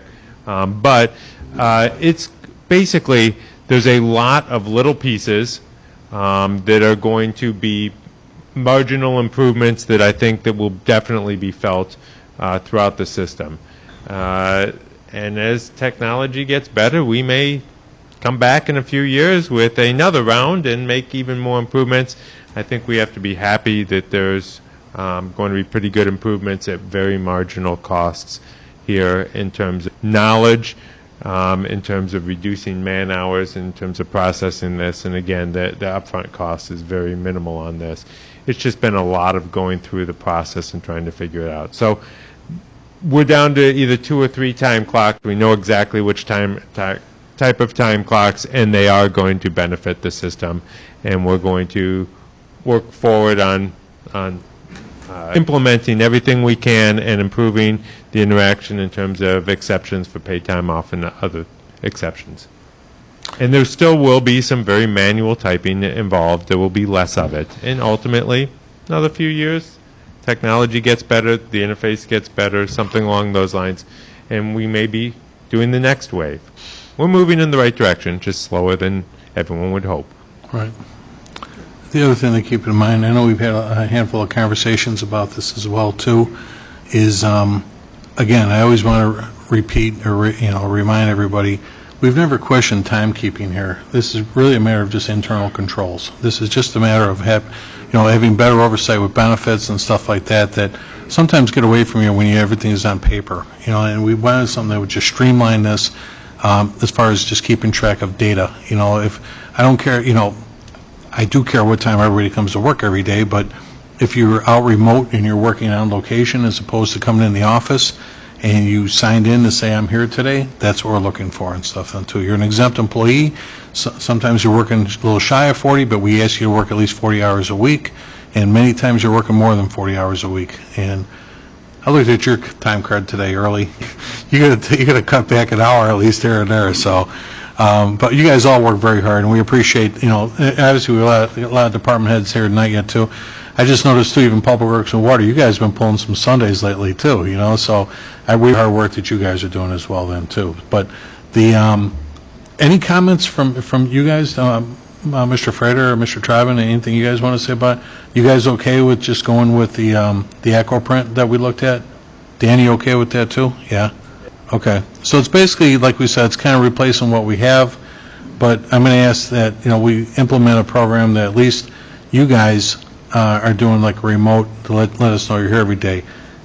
I can put this to the board next week, and tonight is just a committee meeting to see if everybody's in agreement with going with a program like that, to having remote. I think you've already approved this. I think We never approved what type of equipment to use. Absolutely Right. Okay. Well, again, I think I don't believe there was any disagreement at all about the equipment. I think it's very similar to what the employees who are going to be using it already, who are already using it, are going to be using it in the exact same way. I think they will get, ultimately, it'll take a little while, but they'll get an employee interface that they'll like, so there's an improvement on that side. And some people will see some labor savings, especially in payroll, and she also does accounts payable on a part-time basis, has to manage both of those things, and there's projects that can be done to improve both of those, and so it'd be nice to free up some of the time to get to those projects as Exactly. And that's what I'm saying. Next week, I'll put this as far as we agree on this is the equipment that we want to buy, because we've never agreed to that. Okay, that's fine. And as I said, I don't think there was any disagreement from anybody in the room in terms of the equipment. Okay. Thank you, Kent. Also, does the board, Was Kent at any of these things where I spoke? we were, with the COVID going on, these are different. I don't think so, not all the time. Okay. So, How much is the system? it was half the price of the hand scans. I believe it was, I'm going to say it was, Still 23 to 27,000. I thought. Clocks, I think, are 4,500 and something and change, less than 4,600. for all three, because it was, all three it combined. was only like 1,800 each or something like Right. that, yeah. All three combined are less than $4,600. So it's 4,600. It's going to be 3 clocks located where the current ones are? Yes. Correct. And the people who are presently punching in and out are the only people who are going to be required to punch in and out. Status quo, Nothing else changes. with the exception of asking exempt personnel to sign in remotely, like through a computer or whatever. So it does change. Yeah. No, if you wanted to reduce it to 2 time clocks, I believe Jay has 2 or 3 people who use that time clock. They could either walk across the building, or we could tie them into a computer. Way work. You want to reduce it to 2 times, it wouldn't be too tough to 2 time clocks. It would affect people. But other than that, it's status quo. Is that what In you're... terms of the process, in terms of improving the back, I think that's data would be better you need to integrated. stress is that it's The improving the data- back of the house. The back of the with house, Heather data- and getting that stuff together. less labor hours involved in all this, less I was at the meeting, potential so. keystroke errors, all of that. And then a better user interface for people, so they can, certain people can request data, the request vacation times, et cetera. So they'll also have a better interface. And we're going to require the department directors to remotely punch in and punch out. Why? I'm not saying punch, I'm saying that we're going to have to come up, we haven't actually seen, he never gave us like an actual... We didn't come up with a solution Example. for how Right. exempt employees are going to change, or if they are going to change. Right now, we're tracking time. That's still at a future date. Yeah. To be determined. Okay, now I'm going to say something. So, we already have like 2 sets of things we keep track of our time on. A paper sheet from 1980 and, yeah, maybe earlier at Tech. And if you want to add this system and play, a 3rd time sheet. Plus, the paper still keep track Again, of you're sworn everything. aren't going to be using this. Well, then who are we He's sworn. tracking? What? He's sworn. Well, okay, your non-exempt sworn people aren't going to be tracking, using this no, system. my time is kept on a LATEC as well as the paper sheets that get turned in every 2 weeks. Again, I don't think we've come up with where we go on the exempt employees on this. I think No, what we're that's- doing is the non-exempt employees who currently clock, we figured out the system for it. In addition, we've also in processes when it comes to tracking paid time off for all the departments and trying to get that data into payroll in a faster, more timely manner. Paid time off part, that is going to be the easy fix based on what our meeting was, what he's willing to do, especially, I know on our end, Sharon, who's my administrative, works really close with Heather to get stuff in on a timely manner, so it will be quicker than what they've had before instead of having somebody make 3 phone calls to figure out, X person, how much time do they have, how much time do they view, so it will be much better for that. That's what part of the goal was, is to get it at a quicker time frame so everybody knows what their paid time off is and how much has been used and what they are allowed to have. Yeah, my goal is to get away from, as Chief Miller just said, I want to get rid of the paper, period. And it seems silly to have that. You guys have schedules, you know what days you're here. All I'm saying is, if you're here, just say you're here. I'm done. And so that system is going to accommodate the Garcia period, the 28-day period for public safety. It's going to take care of the reporting requirements that the fire department works with their schedule. We're not using that, no. So We're just using the paid time off part of it, not the scheduling, not the payroll part. You're putting together a puzzle, and you don't have all the pieces to put it together. It's just, I think that we're going to spend $4,600 to put new widgets in, and maybe will facilitate some efficiencies for Heather, but everything that I keep on hearing hasn't said that it corrects anything. Well, let me ask you, if you've got access or knowledge to a better program, we're all ears, because we all sat in that room, and that's about as much as we extracted from that meeting and stuff then too, trustees, seriously. From what I recall, is that when we were talking about it, we just wanted to make sure that the time that we give on the employees, their payroll record, is an accurate accounting of the time that in the bank. And I believe that that's been corrected recently. So it was my understanding from a couple talking of employees that it accurately reflected their accruals, which was a big thing. We've seen it in the past where we were uncertain, and sooner or later, I'm sure that accounting is going to have to start booking in all of these values out there, right? And start putting a value to it as far as sick time and vacation time. And We still have not moved towards, are you talking about moving everyone towards present?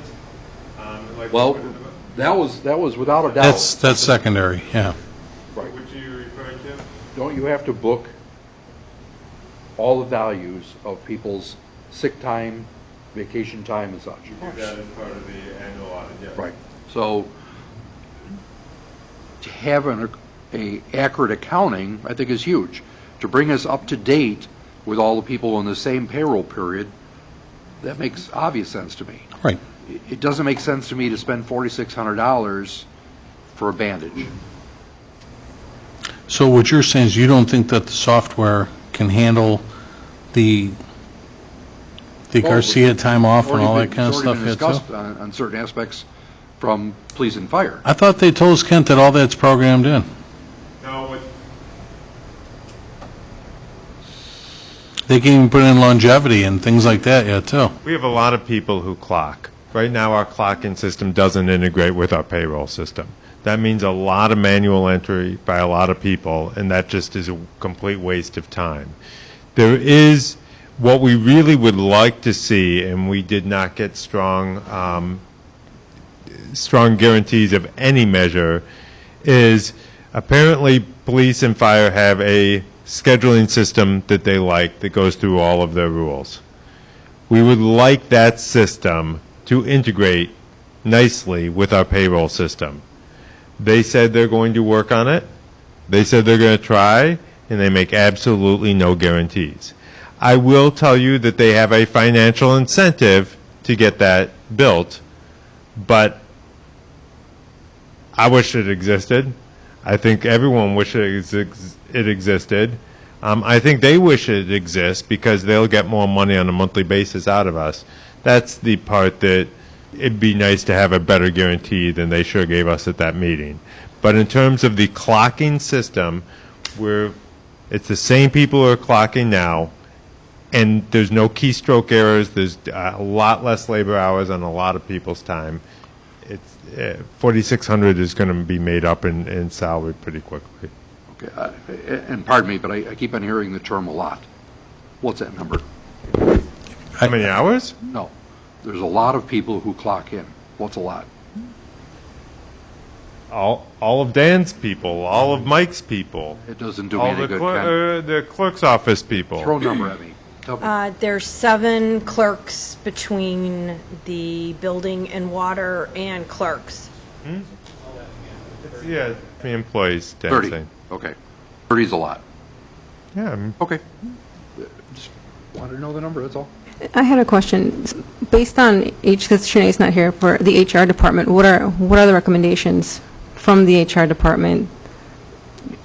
Was this system is something that the HR department agrees with or supports? Yeah, HR likes this too because with the interface, with that people can go in and look at their time and their other stuff, it makes it easier on both payroll and on HR. But there's a lot of systems that offer that interface. It does. And I mean, going does, back but to the this whole is- reason why we agreed on this one was because it supposedly already was going to work with the Latitech. And None of them do. And yeah, there's so that, now but it's I'm not. almost It's, like, what motivation do we have to stay with Paylocity, period? If they're not guaranteed that their report interfaces or that they're going to come up with an interface, then why should we guarantee going to them at all? okay, I agree with you, and I had some pretty blunt conversations with Paylocity on this. But I will tell you, at my last municipality, I switched payroll systems, and that was a conversion that is a nightmare.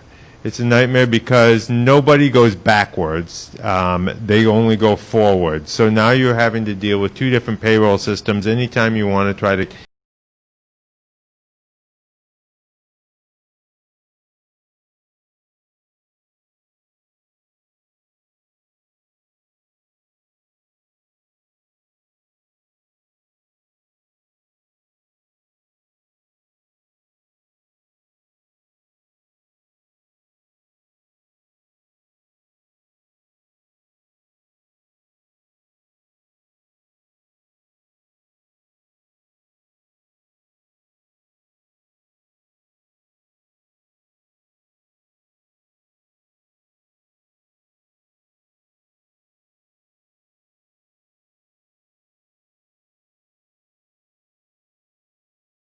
anything, old benefits, pensions, anything. You're going from a point in time. It also took me over a year of tons of meetings to switch. So once one of these software companies sort of has you, you have to have a huge, huge reason to want to switch. In terms of, yes, the Latitech, I fully agree with you. We want that interface. I was led to believe, everyone else I talked to, that they had sort of made a stronger promise than they were making now. And it could be because, Brian, I was talking to Brian on that, it could be because he gave them some documentation, and they started looking at that from Latitech, and it may be more complicated. We don't know. We didn't get that answer out of them. But the employee interface, that one is integrated with their system. That is their employee interface, so that one should work very well. So right now, we brought everybody in on this. We've had IT in on this, who was the originator. You know, Brian looked at this first. HR's been on it. Kent's looked at it. And again, as Kent said, you know, the promises on the front end were very strong. When we had the meeting last Wednesday, they weren't as strong as they were on previous meetings, which is why we're back to just basically finding a vehicle at this point. I can appreciate what you said, Trustee Dalzell, about maybe wanting more out of the system that identifies with the Garcia hours and so forth, but now we're stuck with just getting a vehicle to basically just integrate with the Alad Tech programs to get to our payroll system, and that's about it, and taking out the third party that we're using right now. I don't want to use that company's name, but it's not fair, but we want to get rid of that third party in there. But if there's any other system that, or any other, if maybe you may be utilizing some right now, we're all ears, to hearing something like this. But we all sat in a meeting for almost an hour last Wednesday, and it came off kind of, generic, just to replace what we have. I mean, we're responsible, all of the employees that report to me, everyone does their own timesheets, and Louderback and Amon is the one that produces the payroll for the municipality. But if you're talking 30 employees, 26 payrolls a year, 780 entries a year. 780 entries. Well, that's 30 AFSCME people, but then you've got, and I know the scheduling kind of speaks for your teams and stuff, you got 33 firemen and 44 policemen. Yeah. But what I'm talking about is the efficiency. So I can appreciate not making any mistakes. That's great. But 780 entries in a year. Well, right now we're trying to find something that eliminates our payroll person from doing manual entry all the time, and that's what she's doing right now. I mean, she's downloading information that's being extracted from each department, and we're trying to find a way to streamline all that. So in essence, she's asking for a tool to reduce error. Right. And that's what, in essence, it's upgrading the system. And make it more timely as well. Okay. Thank you. Okay. We've only been set, only been set board. Have we even any other options? Because, like Kent's, you throw a couple names out there. Paylocity is a big name, like ADT and other companies like that. And once ADP. I apologize, yeah, but ADP. I wouldn't so if know you the went with one of those guys, they may have a program as well too. But like Kent said, to go from one major handler to another is just a bucket of work that maybe it might not be necessary to do. That's all. We're trying to save money at the same time. So are we still doing this or what? Well, like I said, let's put it this way. This will end up being up for conversation again next week because Kent took it, and I read your emails, and he really jumped on this company today to say that your presentation came off a lot stronger around one, and it really laid up on and stuff then too. So we got to really have the nuts and bolts of what we're going to do. And right now, the best we can do is identify a piece of equipment as far as having that vehicle to for all the timesheets to run through. And that's all we got out of that program and stuff then too. You guys can submit all your schedules, all that's going to be acknowledged in there, as well as water and public works and whatnot. Everybody that's on a salary, we already know what your schedule is, so put your in. And as far as clocking people, they're still clocking, that kind of thing then too. But we're taking out that third party that's handling things right now is all. How long have we been with Paylocity? I'm not sure, Kent. How long? 14 years, something in that range. Yeah. And they're just starting to get us acclimated to the... They've had it. You don't have to come up, Kent. Yeah, it's just, yeah. And I mean, if Trustee Dalzell's numbers are accurate, you're talking, 2 entries a day? Things change. Except that she's got to do them all once every 2 weeks. Right. So. Still, it's... All 30. Well, yes. So but again, it's not 2 a day. You got to do all 30 in one day. Right? So moving along here then, the next thing was the discussion regarding the village garage sales, and where one permit per household will be offered at no charge this year. Because of the COVID-19, we were thinking about suspending the village sale. I had a conversation just this morning with Building Commissioner Roger Early, and we were thinking about obviously changing our mind on this. How does the board feel about the village-wide garage sale? Because we're in favor of. These are individual households, much like you had at the flea market.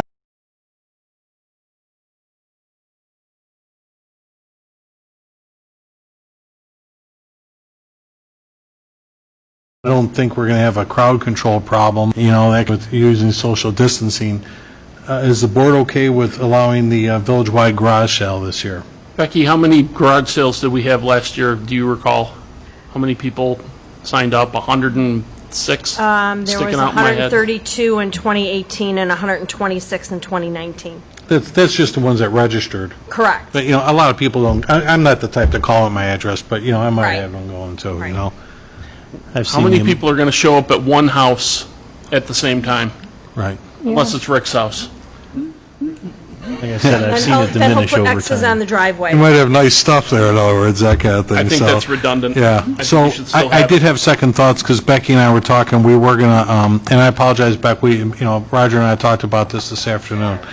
Yeah, that's all right. You're here, so you heard it first and stuff. But My only reason for wanting to do it separate is because then there's not everybody who can do it all on that same day, for that same weekend. And this gives the whole community an opportunity to get one free permit. but sometimes. No way to track by address in HTE once somebody's gotten a free permit. You can't put in $0, excuse me, you can't put in a penny because otherwise we don't balance. So we can pull how many garage sale permits were issued last year and paid for, which was 78, excuse me, but we can't sort it. You can't, there's no way to put it in that, Sue Petzel got a free permit in May, and then when she came back in October, there's no way to pull it so manual. End of August, first week of September, whatever. Call it end of August. Let's run. You want to run with the village-wide garage sale then? Well, it's usually in September. It's usually in September. Then let's do the first Saturday in September. Okay. That would be Labor Day weekend. I think it was, Whatever. yeah. Whatever. That kind of thing. Yeah. I don't care. I mean, nobody wants my stuff, so it's like I got nothing to sell. So anyway, let's just go with that. And Roger, you and I talked about that earlier today. You felt it was safe enough and all that too. So again, we're allowing that at the, and we've got. Let's just put this way. We'll start. We'll put in the paper and all that kind of good stuff. Okay. All right. Huh? We don't do that right now. I understand, but when the time is right, we'll advertise that and all that. All right. Well, thank you. And then last I had on here was the discussion on the suspending of Holiday on Pulaski event because of COVID-19. No deposits were offered for anything to date. Did everyone want to, I don't think it's necessary to have a vote on this unless we do a decision. How'd you guys feel about suspending Holiday on Pulaski this year? A lot of that planning needs to go in early with deposits and stuff like that. I mean, And there's still too much uncertainty going on Right. with the talk Numbers are going up. recurrences and another wave Well, the coming letters through. for donations don't go out until September, correct?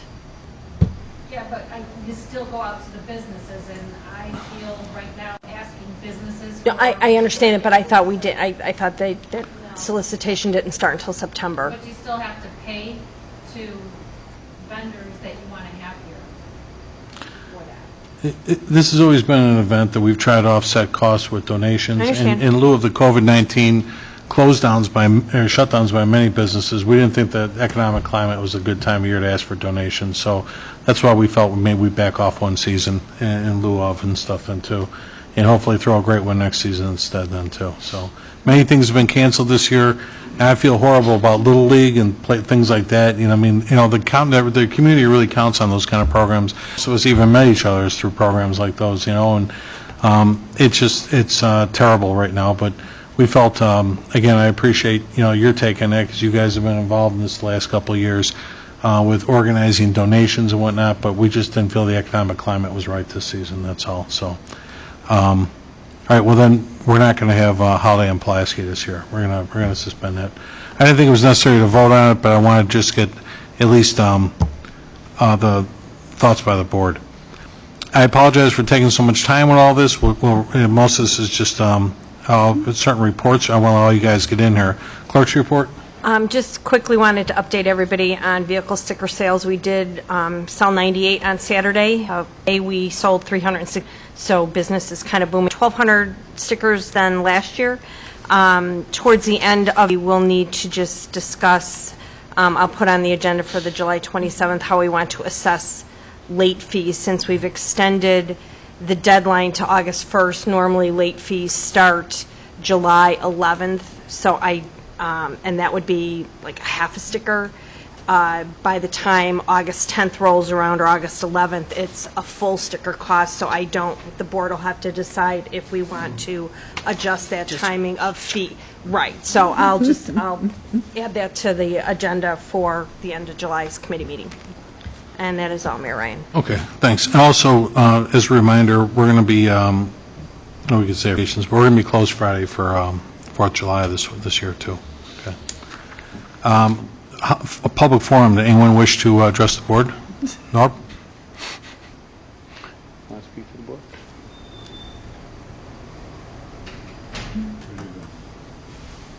Norbert Chanowski, Alsip resident. I just want to talk about the planning and zoning 12400 Cicero that was brought up earlier. I've been the original resident for 29 years here. Many places, almost all were bad location. So far, Yap has been, at least he put the building together. Made the whole thing look presentable, but he brought the junk cars. All of the businesses so far have made promises. They all sound fantastic, but they fall apart in the end. I spoke with Blaze. Showed me their, excuse me, their business. They're willing to work with the residents. I hope this works out.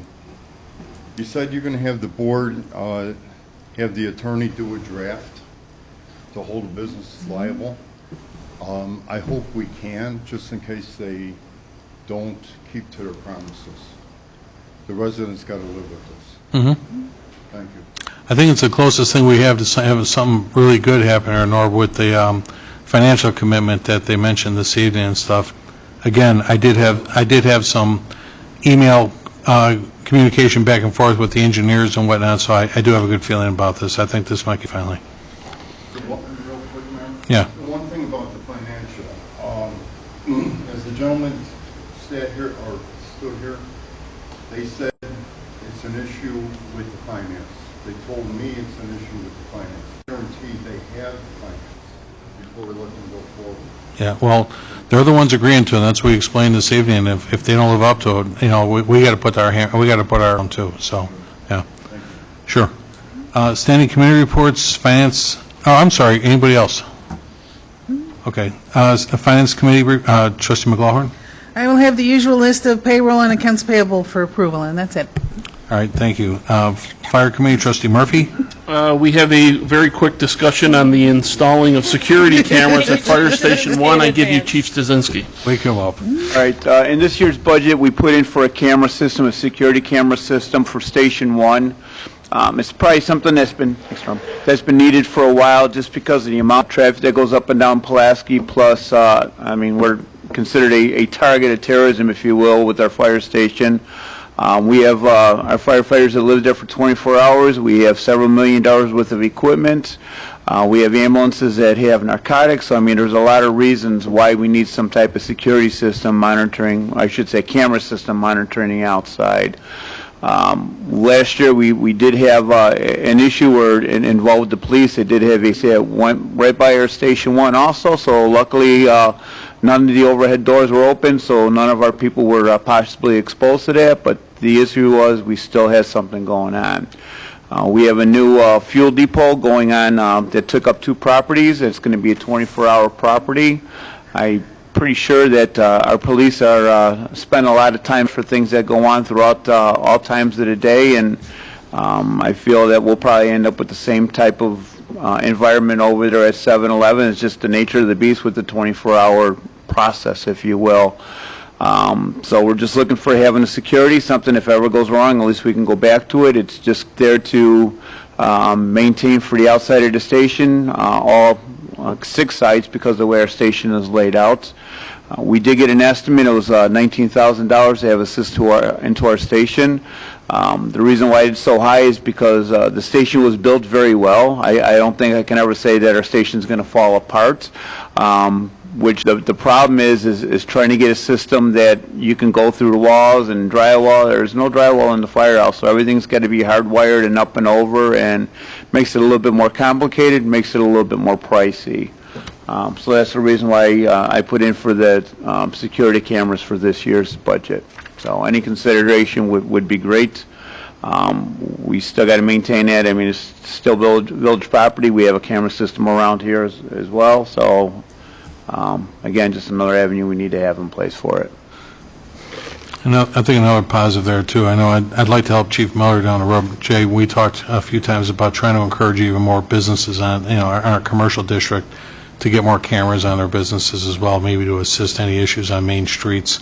It might play a part in that as well, too. And if anything happens in that area, cameras are, police would have access to them, so hopefully it helps them with possible an investigation or anything else that goes on, which other camera systems have in the past, so. Right. It actually brought up a point, Chief Miller, I think I asked you about how many times the pilot over east has gotten hit. Gotten held up, carjacking. They've had one armed robbery in the last probably 6 months or a year, but there was a rash of hackings last summer done throughout the whole south side at gas stations. One of the chief and I had brought up too is it would be nice if even if there was a camera on the new 7-Eleven going up, you have access to a highway right there. It's a huge target. It wouldn't be anything to point a camera over there just to keep honest people honest. It'd be nice. It can bring up other issues. It's access for the police to look at. Yeah, but if you're monitoring property that's not yours and then there's something that happens over there and you don't take action, there's other liability issues that can come about. Well, regardless, we're still interested in protecting our property, our people, I should say, that work at your firehouse and so forth. Go ahead, Chief. You're going to say something? It's something that's been looked at in the past and never really gained a lot of traction, but we should probably have some sort of ordinance in place requiring all businesses, all new businesses specifically, to have inside and outside cameras of their property. And even more so that they maintain them and that they're functioning, because a lot of times they put them in and then they go bad, or a camera goes bad and they don't fix those things. I agree with you. You and I talked about that, was in trying to encourage more people to do it, but like you said, maybe if we put that in ordinance for them on the front end, it speaks for itself then too. Yeah. Right.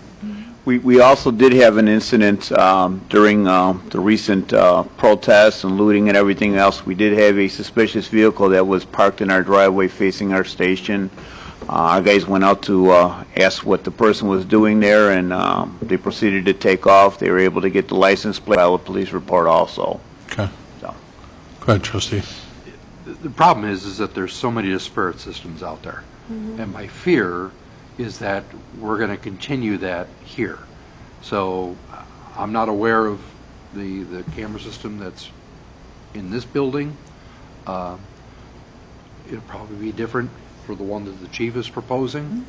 And then water facilities, road and bridge, any of the campuses of the village, it just seems to me that if we're going to do this, we should settle upon a single manufacturer, cameras. I see a lot of different video that comes in,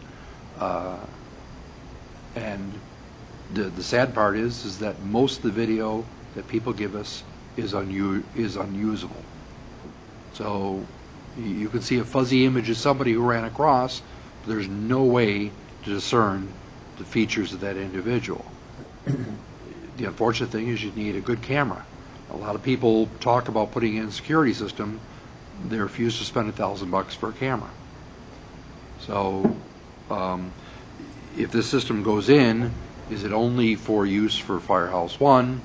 Is it something where if the police department did have to go there, that somebody from the firehouse who's familiar with it has to export that video to a CD or to whatever in order to make it useful for the police department to prosecute the crime or the offense or investigate it.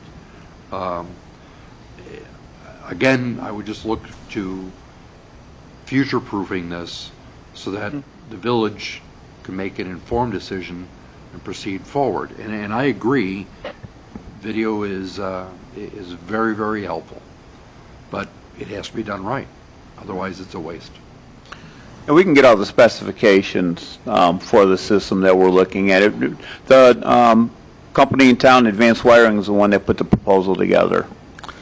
And that's the same company that I believe did the system here in the Village Hall, if I'm not mistaken. I'm not 100% sure. But obviously, pretty sure. Chief, as the trustees is kind of saying too, is that's going to be piped into our general system here and everything then too, right? That wasn't discussed, no. I think it's going to work the same way as it'll be recordable at Fire Station 1. I mean, if we need to have, and again, I don't know the specifics, I'm not that. And that's where the problem comes in, Yeah. is that it's not a unified location, so now it's not readily viewable. In days of old, when we had our own dispatch system, then you would have a dispatcher who was able to monitor. So from here is this is going to be used for hopefully an investigative purpose should an incident occur. Right. It's not going to be live monitored, so It you're not going to be able to prevent. It can be. It can be. It can be, When you right. when you go on calls, you abandon the station presently. Correct. So, I mean, we've looked at a couple different aspects of it, and then we'd also have accessibility to it through our phones or through our computers as well, remotely. I'd like to see that too, Chief, when you get numbers on that, to see if it can be integrated into. Oh, what we have absolutely. here. Yeah, I'll send everybody the quote that we had, and everybody can look at. Like I said, it's not something we have to make a decision now or next week. It's just Right. something, the thought process we should have sometime this year. And I agree with installing security cameras throughout the community. I agree with it. And if this is something where it's phase one of whatever, that's great. But at the same point in time, is that for the concerns that have been brought forth here now, that's Fire Station 1. What of Fire Station 2? Right. And those very concerns, So wait a not minute. sit there and say with everything else. Yeah. Great point. That 19,000, that's just for one house, Chief? Right, so the original plan was one station this year, next station next year. That was what the plan was, so we're not spending it all at one time. Right. Just to break it out over a period of time, so. Well, just because the firehouses never had cameras doesn't mean it couldn't start. Correct. So.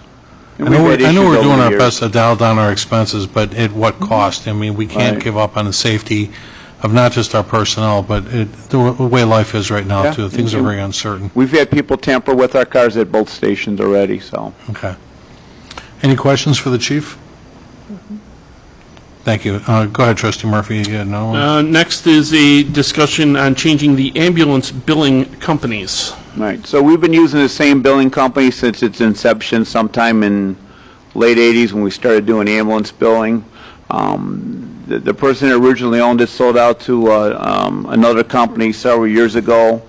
We've had good luck with them. Over the last several months, they've changed their business model. They've changed a lot of their management personnel. And I had this forewarning coming up towards the end of last year. Just kind of monitoring it. 3 key people left that we've been dealing with over the years. Most recently, my administrative assistant had an issue with their person in their customer service, so we kind of saw the writing on the wall. So we were looking at switching ambulance billing companies. I did meet with 2 other prevalent companies that do ambulance billing in pretty much throughout the state. Received both of their proposals as well. What I'm looking at switching is to a place called Ambulance Billing Services. They're based out of Arlington Heights. They will give us a better percentage back compared to the other companies. So one company was 5%, and this one is 3.75%. We are currently getting 5% back with medical reimbursements. The company we're also looking at does have a dedicated set of people for GEMT, which is a ground emergency medical transport. That is a supplemental Medicaid payments that we passed that ordinance for about 1.5 years, and we will receive some payment for that as well. The other companies just starting to get into that as well, so I think we're better off switching to them as well. It's just a change of services. The agreement, we would have the mayor sign, and we start our process of transferring. We did send out a survey to other departments, how many of them are using one company versus the other company. The majority, the fire departments and districts are using the one that we're looking at going to right now. I think it's better in the long run. They also do a better job for some of our incidents, such as vehicle fires, hazardous materials. We can also start looking at billing for fire investigations because that's built into everybody's insurance policy as well. So that's the company we're looking at switching in. I did meet with Trustee Murphy and I did meet with Mayor Ryan prior, back in beginning of June. Let him know what my thoughts were and my directions were. So they both thought it was a great idea, and it was just the board as an informational. So, questions at all? Go ahead. No, I always just think it's good to try different companies from time to time, Chief. You've been locked in with somebody for a long time. Yeah, and I've met with them before and got the proposals and everything. So everything's been really close, but now's the time to switch. Chief, is there any expenditure on our end on this, or are we just the recipients? No, there's nothing on our end. Everything comes off the top that goes to the billing company. This other one we're looking to actually has a better collection rate. If somebody doesn't want to pay, they have a better... That's what I was going to ask. Yeah. So. They do have more resources compared to what we're using now. So we're really just changing professional services? Correct. Okay, so we're just qualifying an agent to handle such. We've done that with other entities we've had here. Yes, sir, that is correct. No contract terms or anything? No. That's right. That was my last question. No contract, Chief? No. Okay. The agreement that we have to sign, but it's not a binding contract, if you will. Okay. It's not like for a set term, no. 5 years or whatever the case. No. Thank you, Chief. Yeah, if you can get that to us for consideration next week. Yep. Okay. Yep, I will get Chief, that to you. I will meet with you sometime I'm sorry this week. to keep you so long here tonight. Oh, no, it's okay. All right. All right, thank you. That's all I have, sir. Thank you. Police and Traffic Safety, Trustee Dalzell. Chief requested that I bring a 4 or 5 hour presentation to take the time for it. Is it to 2 minutes? 2 minutes? Yeah. Okay, we're done. Thank you. I sent it over, in long story short, I looped in the Police and Traffic Safety Committee about a request from a resident the other day. And Chief, I apologize, when you and I met earlier, I was a little long getting through my emails and stuff today, so I saw what you sent me. It's good stuff. You had showed me this in your office. Trustees, we know this month, in July, we're going to be resurfacing Jean and Joella streets. They're going to be doing some curb repair and all that right now, getting it ready. We had a resident on Jean Street request permanent speed bumps be installed on Jean Street and stuff. And Chief Miller sent us out, basically his speed enforcement evaluation that they did last year back in March, May, and August. And Jean and Joella Street, for all practical purposes, Chief, you can certainly speak to it, but when I was looking at this, only 12% of the drivers actually were were above the limit for basically they were ticket worthy, right? Like 10 miles over the limit? Correct. So the meter has a sensor on it. We set it at 10 over the speed limit because that's where an officer would be able to make a stop, or typically make a stop, is at least 10 over. So we set the 10 mile an hour buffer in there. So if the speed limit's 20, the enforcement target range would be above 30.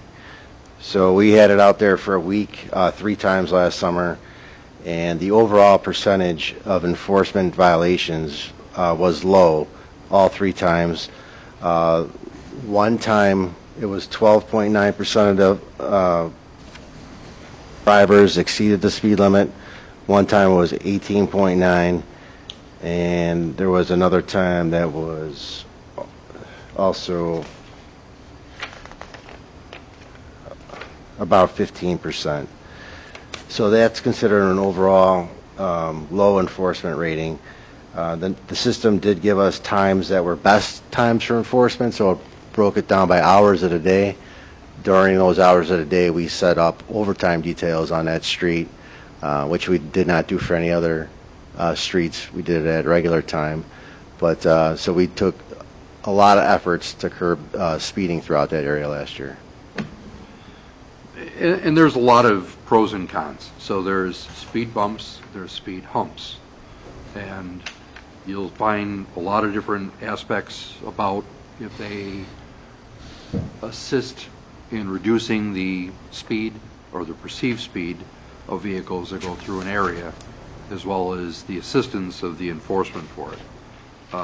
One of the issues is the liability issue. Sometimes when you do things for a good reason, it has a bad result. And speed bumps and speed humps too often create issues. Loss of control, people tripping over it, pedicyclists. So I appreciate the efforts that the chief had gone through to review the thing. I think that any time that you take the approach which he had done, to sit there and to find the facts and evaluate it, and then go ahead and do the enforcement. With traffic, it's always the 3 E's. It's the engineering, it's the education, and the enforcement. Engineering is when they build the street. The education is when we take our driver's license exams, and all those go out the window after it's done, and then it's left up the enforcement side to sit there and keep all those things in check. So the police department chief's efforts keeps that, and I'm sure that when he was doing the enforcement on Gene, that problem moved off to 15 other streets. Rosemary. In doing that, I had come up and I found a ordinance, and I believe it's Hoffman Estates, but it's a model ordinance with regards to people making petitions for traffic control devices or traffic calming efforts. And I'd like to bring that forth, give that to the ordinance committee to review, and perhaps steel appears to be a very great idea.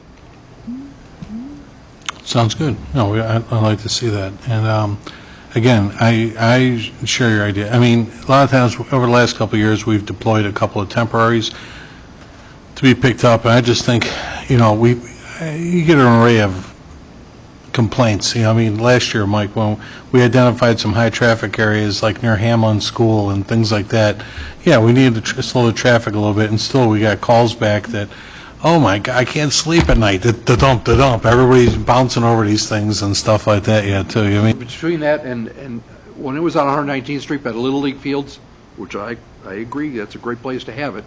My car does not like that speed bump. Yeah, I get it.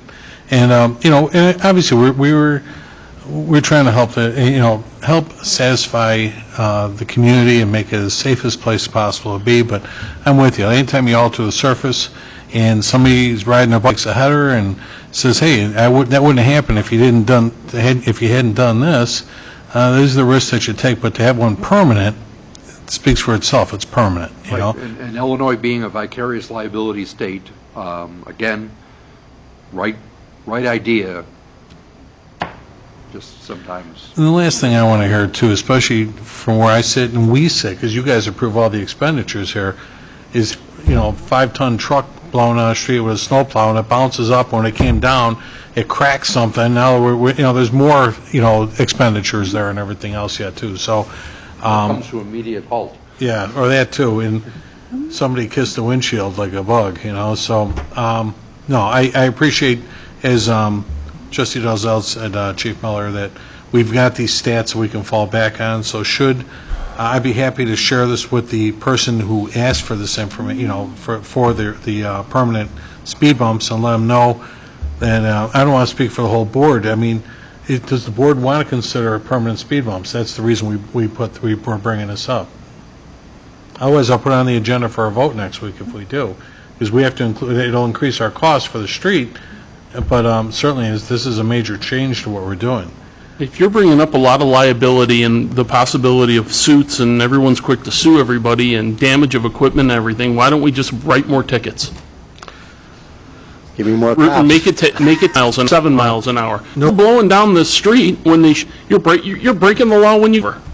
Well, no, Joe, realistically, we have hard enough judges to side with us on 12-13 over. So.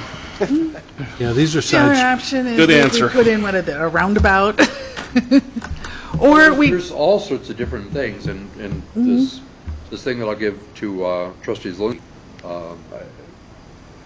me, it's a work of art. Okay. All right, we'll take a look at that. Review it. Then. Thank you, Chief. And I appreciate your time, and I'm sorry this ran so long and stuff, then, too, okay? Ooh, we still got 4.5 hours. Oh, cut it out, you know. Gee, we'll talk about it. You another went over day. your 2 minutes. Yeah. Pardon me while I read this. No problem. Anything else from you? Yeah. I'm telling you, I only brought out what I had to and stuff then, too. Thank you, no. Public Work and Boat Launch Committee? Trustee McLaughlin or Trustee Murphy, please. Presentation of the Public Works Department May 2020 Monthly Activity Report. And number 2, a request to purchase a 1 SPH 3.0 hot asphalt trailer from Bonnell Industries for an amount not to exceed $43,233.00. This item is being purchased through Sourcewell awarded contract and has been appropriated in the 2020-2021 budget. And finally, the 2020 MFT street resurfacing program to begin on June 29th through July 31st, 2020. This will be for, obviously, Jean and Joella Streets and Hamlin Avenue on 119th Street and 120th Street, crack filling along 122nd Street from Cicero to Central and Central to 122nd Street to 115th Street is expected to begin in August 2020. And that's all I have, sir. Right, so it's the MFT resurfacing in one area and crack filling in another. Mr. Frater, I just wanted to double check for the benefit of the board. When you've got, this is purchased through Sourcewell, is this the only product that they identified through Sourcewell, or I just want to know, is there any other equipment, or is there any sizes or anything like that, or? Different sizes and variations. This one here specifically meets 3 different elements that we can use it for: coal patching, reclaiming asphalt, and crack sealing. Okay. Again, it's a Sourcewell awarded product, so that's why there's no reason to go out to bid. Okay, so, yeah, Mike, that was my next question, because we have anything over $20,000 we're compelled to get 3 quotes on. That's not the case with this here? Correct. Because it's a special purchase? It's already an awarded. It's a fixed cost? Yeah, state purchase. Oh, state purchase, thank you. and the medium-sized unit does not do all of those things? I'm just wondering about just going to jumbo right off the bat as opposed to, I mean, I know there's one that's, I think, 2.0 as opposed to 3.0. Capacity as far as the asphalt that can come out of this unit. I mean, even some of our smallest patches, we're putting in anywhere between 4 to 6.5 tons of asphalt material. So, just again, trying to reduce that, running back and forth for materials and dumping, it meets what our needs are right now. You can get more done. Any other questions for Mike? Okay. Next, we have the sewer and water report. Trustee Nava-Esparza. No report this evening, Mayor. Okay. Danny, I know you're still here too. I heard, actually my neighbor behind my house, Rich Brower, is a contractor. He was saying they started some work over at the new truck car wash on Springfield. Yes, it's under construction. They're you mean small construction is on site doing the water main? Yeah. They began this week. Nice. Okay, so then they're going to go down Springfield, down to the tracks, and start working their way around and all that kind of thing? Correct. Very good. I'm just excited because I don't want to hold up the other guys putting up their new structure and stuff then too. That's great. Building and Health, Trustee Zelinski. I have a presentation of the Building Department May 2020 Monthly Activity Report. Second, I have a request to allow at least 4 Alsip businesses to make installment payments for 90 days for video gaming licenses, approximately $3,000 per establishment, as COVID-19 hampered their ability to make said payments, when due May 1st, 2020. Okay. This is only being offered during this calendar year. Okay, That's so all I met earlier today with Roger Early, and we confirmed that of the 4, 2 came in and made their payments in the last couple of days.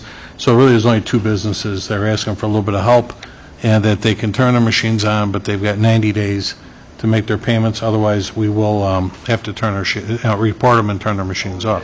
End up having to close the business. That too. Well, we'd have to rescind their liquor license, or They have a business license, gaming license. That's the we don't first issue the gaming license, the state don't. If they don't have, if they have a license for the games, is all we identify with, because they paid for a liquor license, so they can serve liquor, but you can't play games. But so there's 2 places that asked for assistance. Actually, they were trying to defer those costs onto the gaming operators who supply the games, and Becky Smith had to leave, but she and I confirmed with the state of Illinois the other day that the onus is on the business owner, not the operators and stuff. So, again, because they've been shut down, these are true taverns, more or less. You know, they didn't really offer food, and didn't really have a resource through the COVID. We're trying to help them a little bit and stuff, that's all, because otherwise they would have renewed these on May 1. So, I'll put that on the agenda next week, just for a vote, so it's official that we said it's okay to do this and stuff then, too. These machines don't get turned on until July 1 anyway, right? Well, then, you know what? I probably need a consensus on that. Why don't we get a consensus to do that? To say that this was done before July 1. I'm good with it.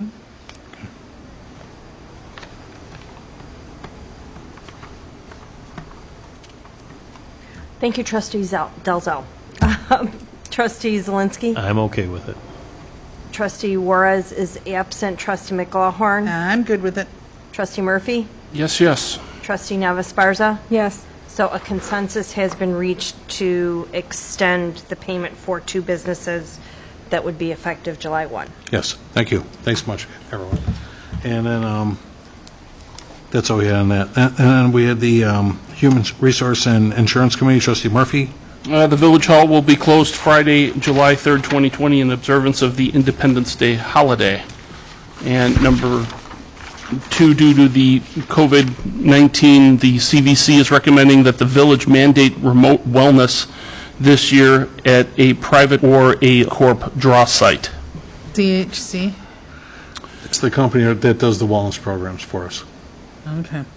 And this was reported to us at our staff meeting last Wednesday by the HR Director, Shanae Hunter.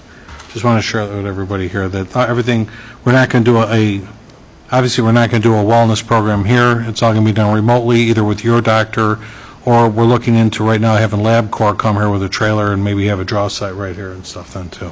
Well, is this one of those things that we're just offering, or is it mandated by the insurance company? If you don't do it, there's a higher rate. Right. It's an incentive program for the participants. Well, but I'm saying, is that by us, or is that mandated by the insurance company?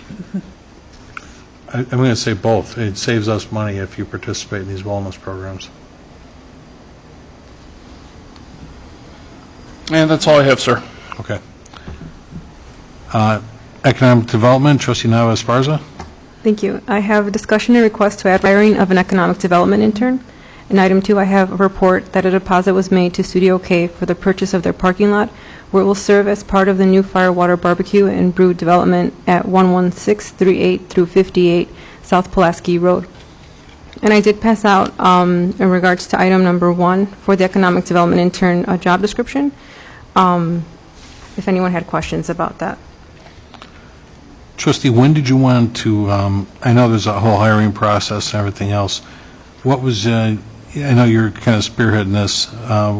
When did you want to try and get this intern going? Like right away? Ideally, yes.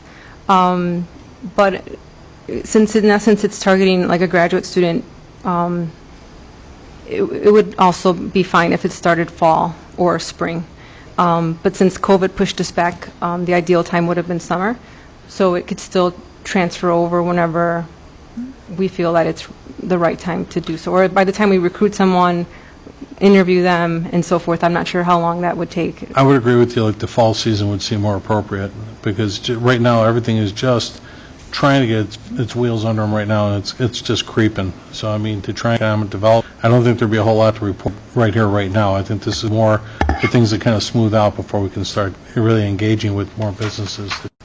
So then if we were to move forward for the next meeting, if it was, then we would look, by the time that everything gets approved and so forth, with the fall start date, like the end of summer, fall? Exactly. Okay. Yeah.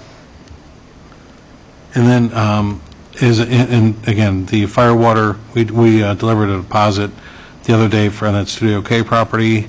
I ordered survey cost. The surveys are being taken care of right now then too, so we'll be looking forward to a closing date on this. I should be able to report that by next Monday. We'll have a date for closing. Village property, Trustee McGlohorn? No report this evening, Mayor. Okay, thank you. Ordinance legislation, Trustee Zelinski. I have a discussion to approve an ordinance amending Chapter 18, Taxation, Article 6, Real Estate Transfer Tax, Section 18-107, Tax Stamps, Municipal Code of the Village of Alsip. That's all I have this evening. Just wanted to make them prettier?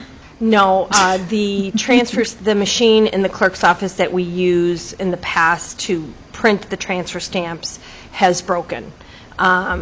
We can't find anybody to fix it, so the ordinance is just being simplified so that we can do it on a label, that we've routed the design of the label to the village attorney to make sure that we have anything necessary on it. Part of the ordinance that is being changed is normally there's a 60-day public notice that we would have to present that the transfer stamp used to look like A and now we want it to look like B, and the public has 60 days to review it. So we're eliminating that and making it so that we can either use a label or a actual physical stamp, and the attorney has reviewed both of those. Okay. It's just kind of a technical change. Right. It's just to simplify it in the clerk's office, so we don't have to hunt and find a new machine and pay for a new machine. Anything else, Trustee? Yeah, Mike, certainly you and Danny can get out of here. Yeah, we're going to be done in a minute. Anyone have any petitions, presentations, petitions, or communications? Trustee Nava-Esparza, you had one on there? I just had an update, but I'll just leave it to the next committee meeting. But just about the census, please complete the census online or via mail or over the phone. And our rate is at 70.6%. We're still only there? Yeah. 16, right? I think that's what was communicated earlier when in the link when I looked. I think we're like 16. Oh yeah, we're ranked 16, but we're in a pretty good spot because our 2010 figures were at 72.4%, but then that was for the total report out. But right now we're just people self-reporting, but then the numerators haven't gone out. So there's still hope that hopefully we can increase those numbers by 10%. That's an ambitious goal, but the deadline has been extended till October 31st. But I was going to report out just basically activities that the committee's been partaking in, but I can share that in the next meeting. Okay. Anybody have any unfinished business? Any new business? Can I get a motion then to adjourn? Motion to adjourn. Second. All in favor? Aye. Thank you very much. We'll adjourn this meeting at 10:33, and I really appreciate everybody's patience. That was a good meeting, a lot of content tonight. Everybody enjoy their night. Thank you. Roger, you want these?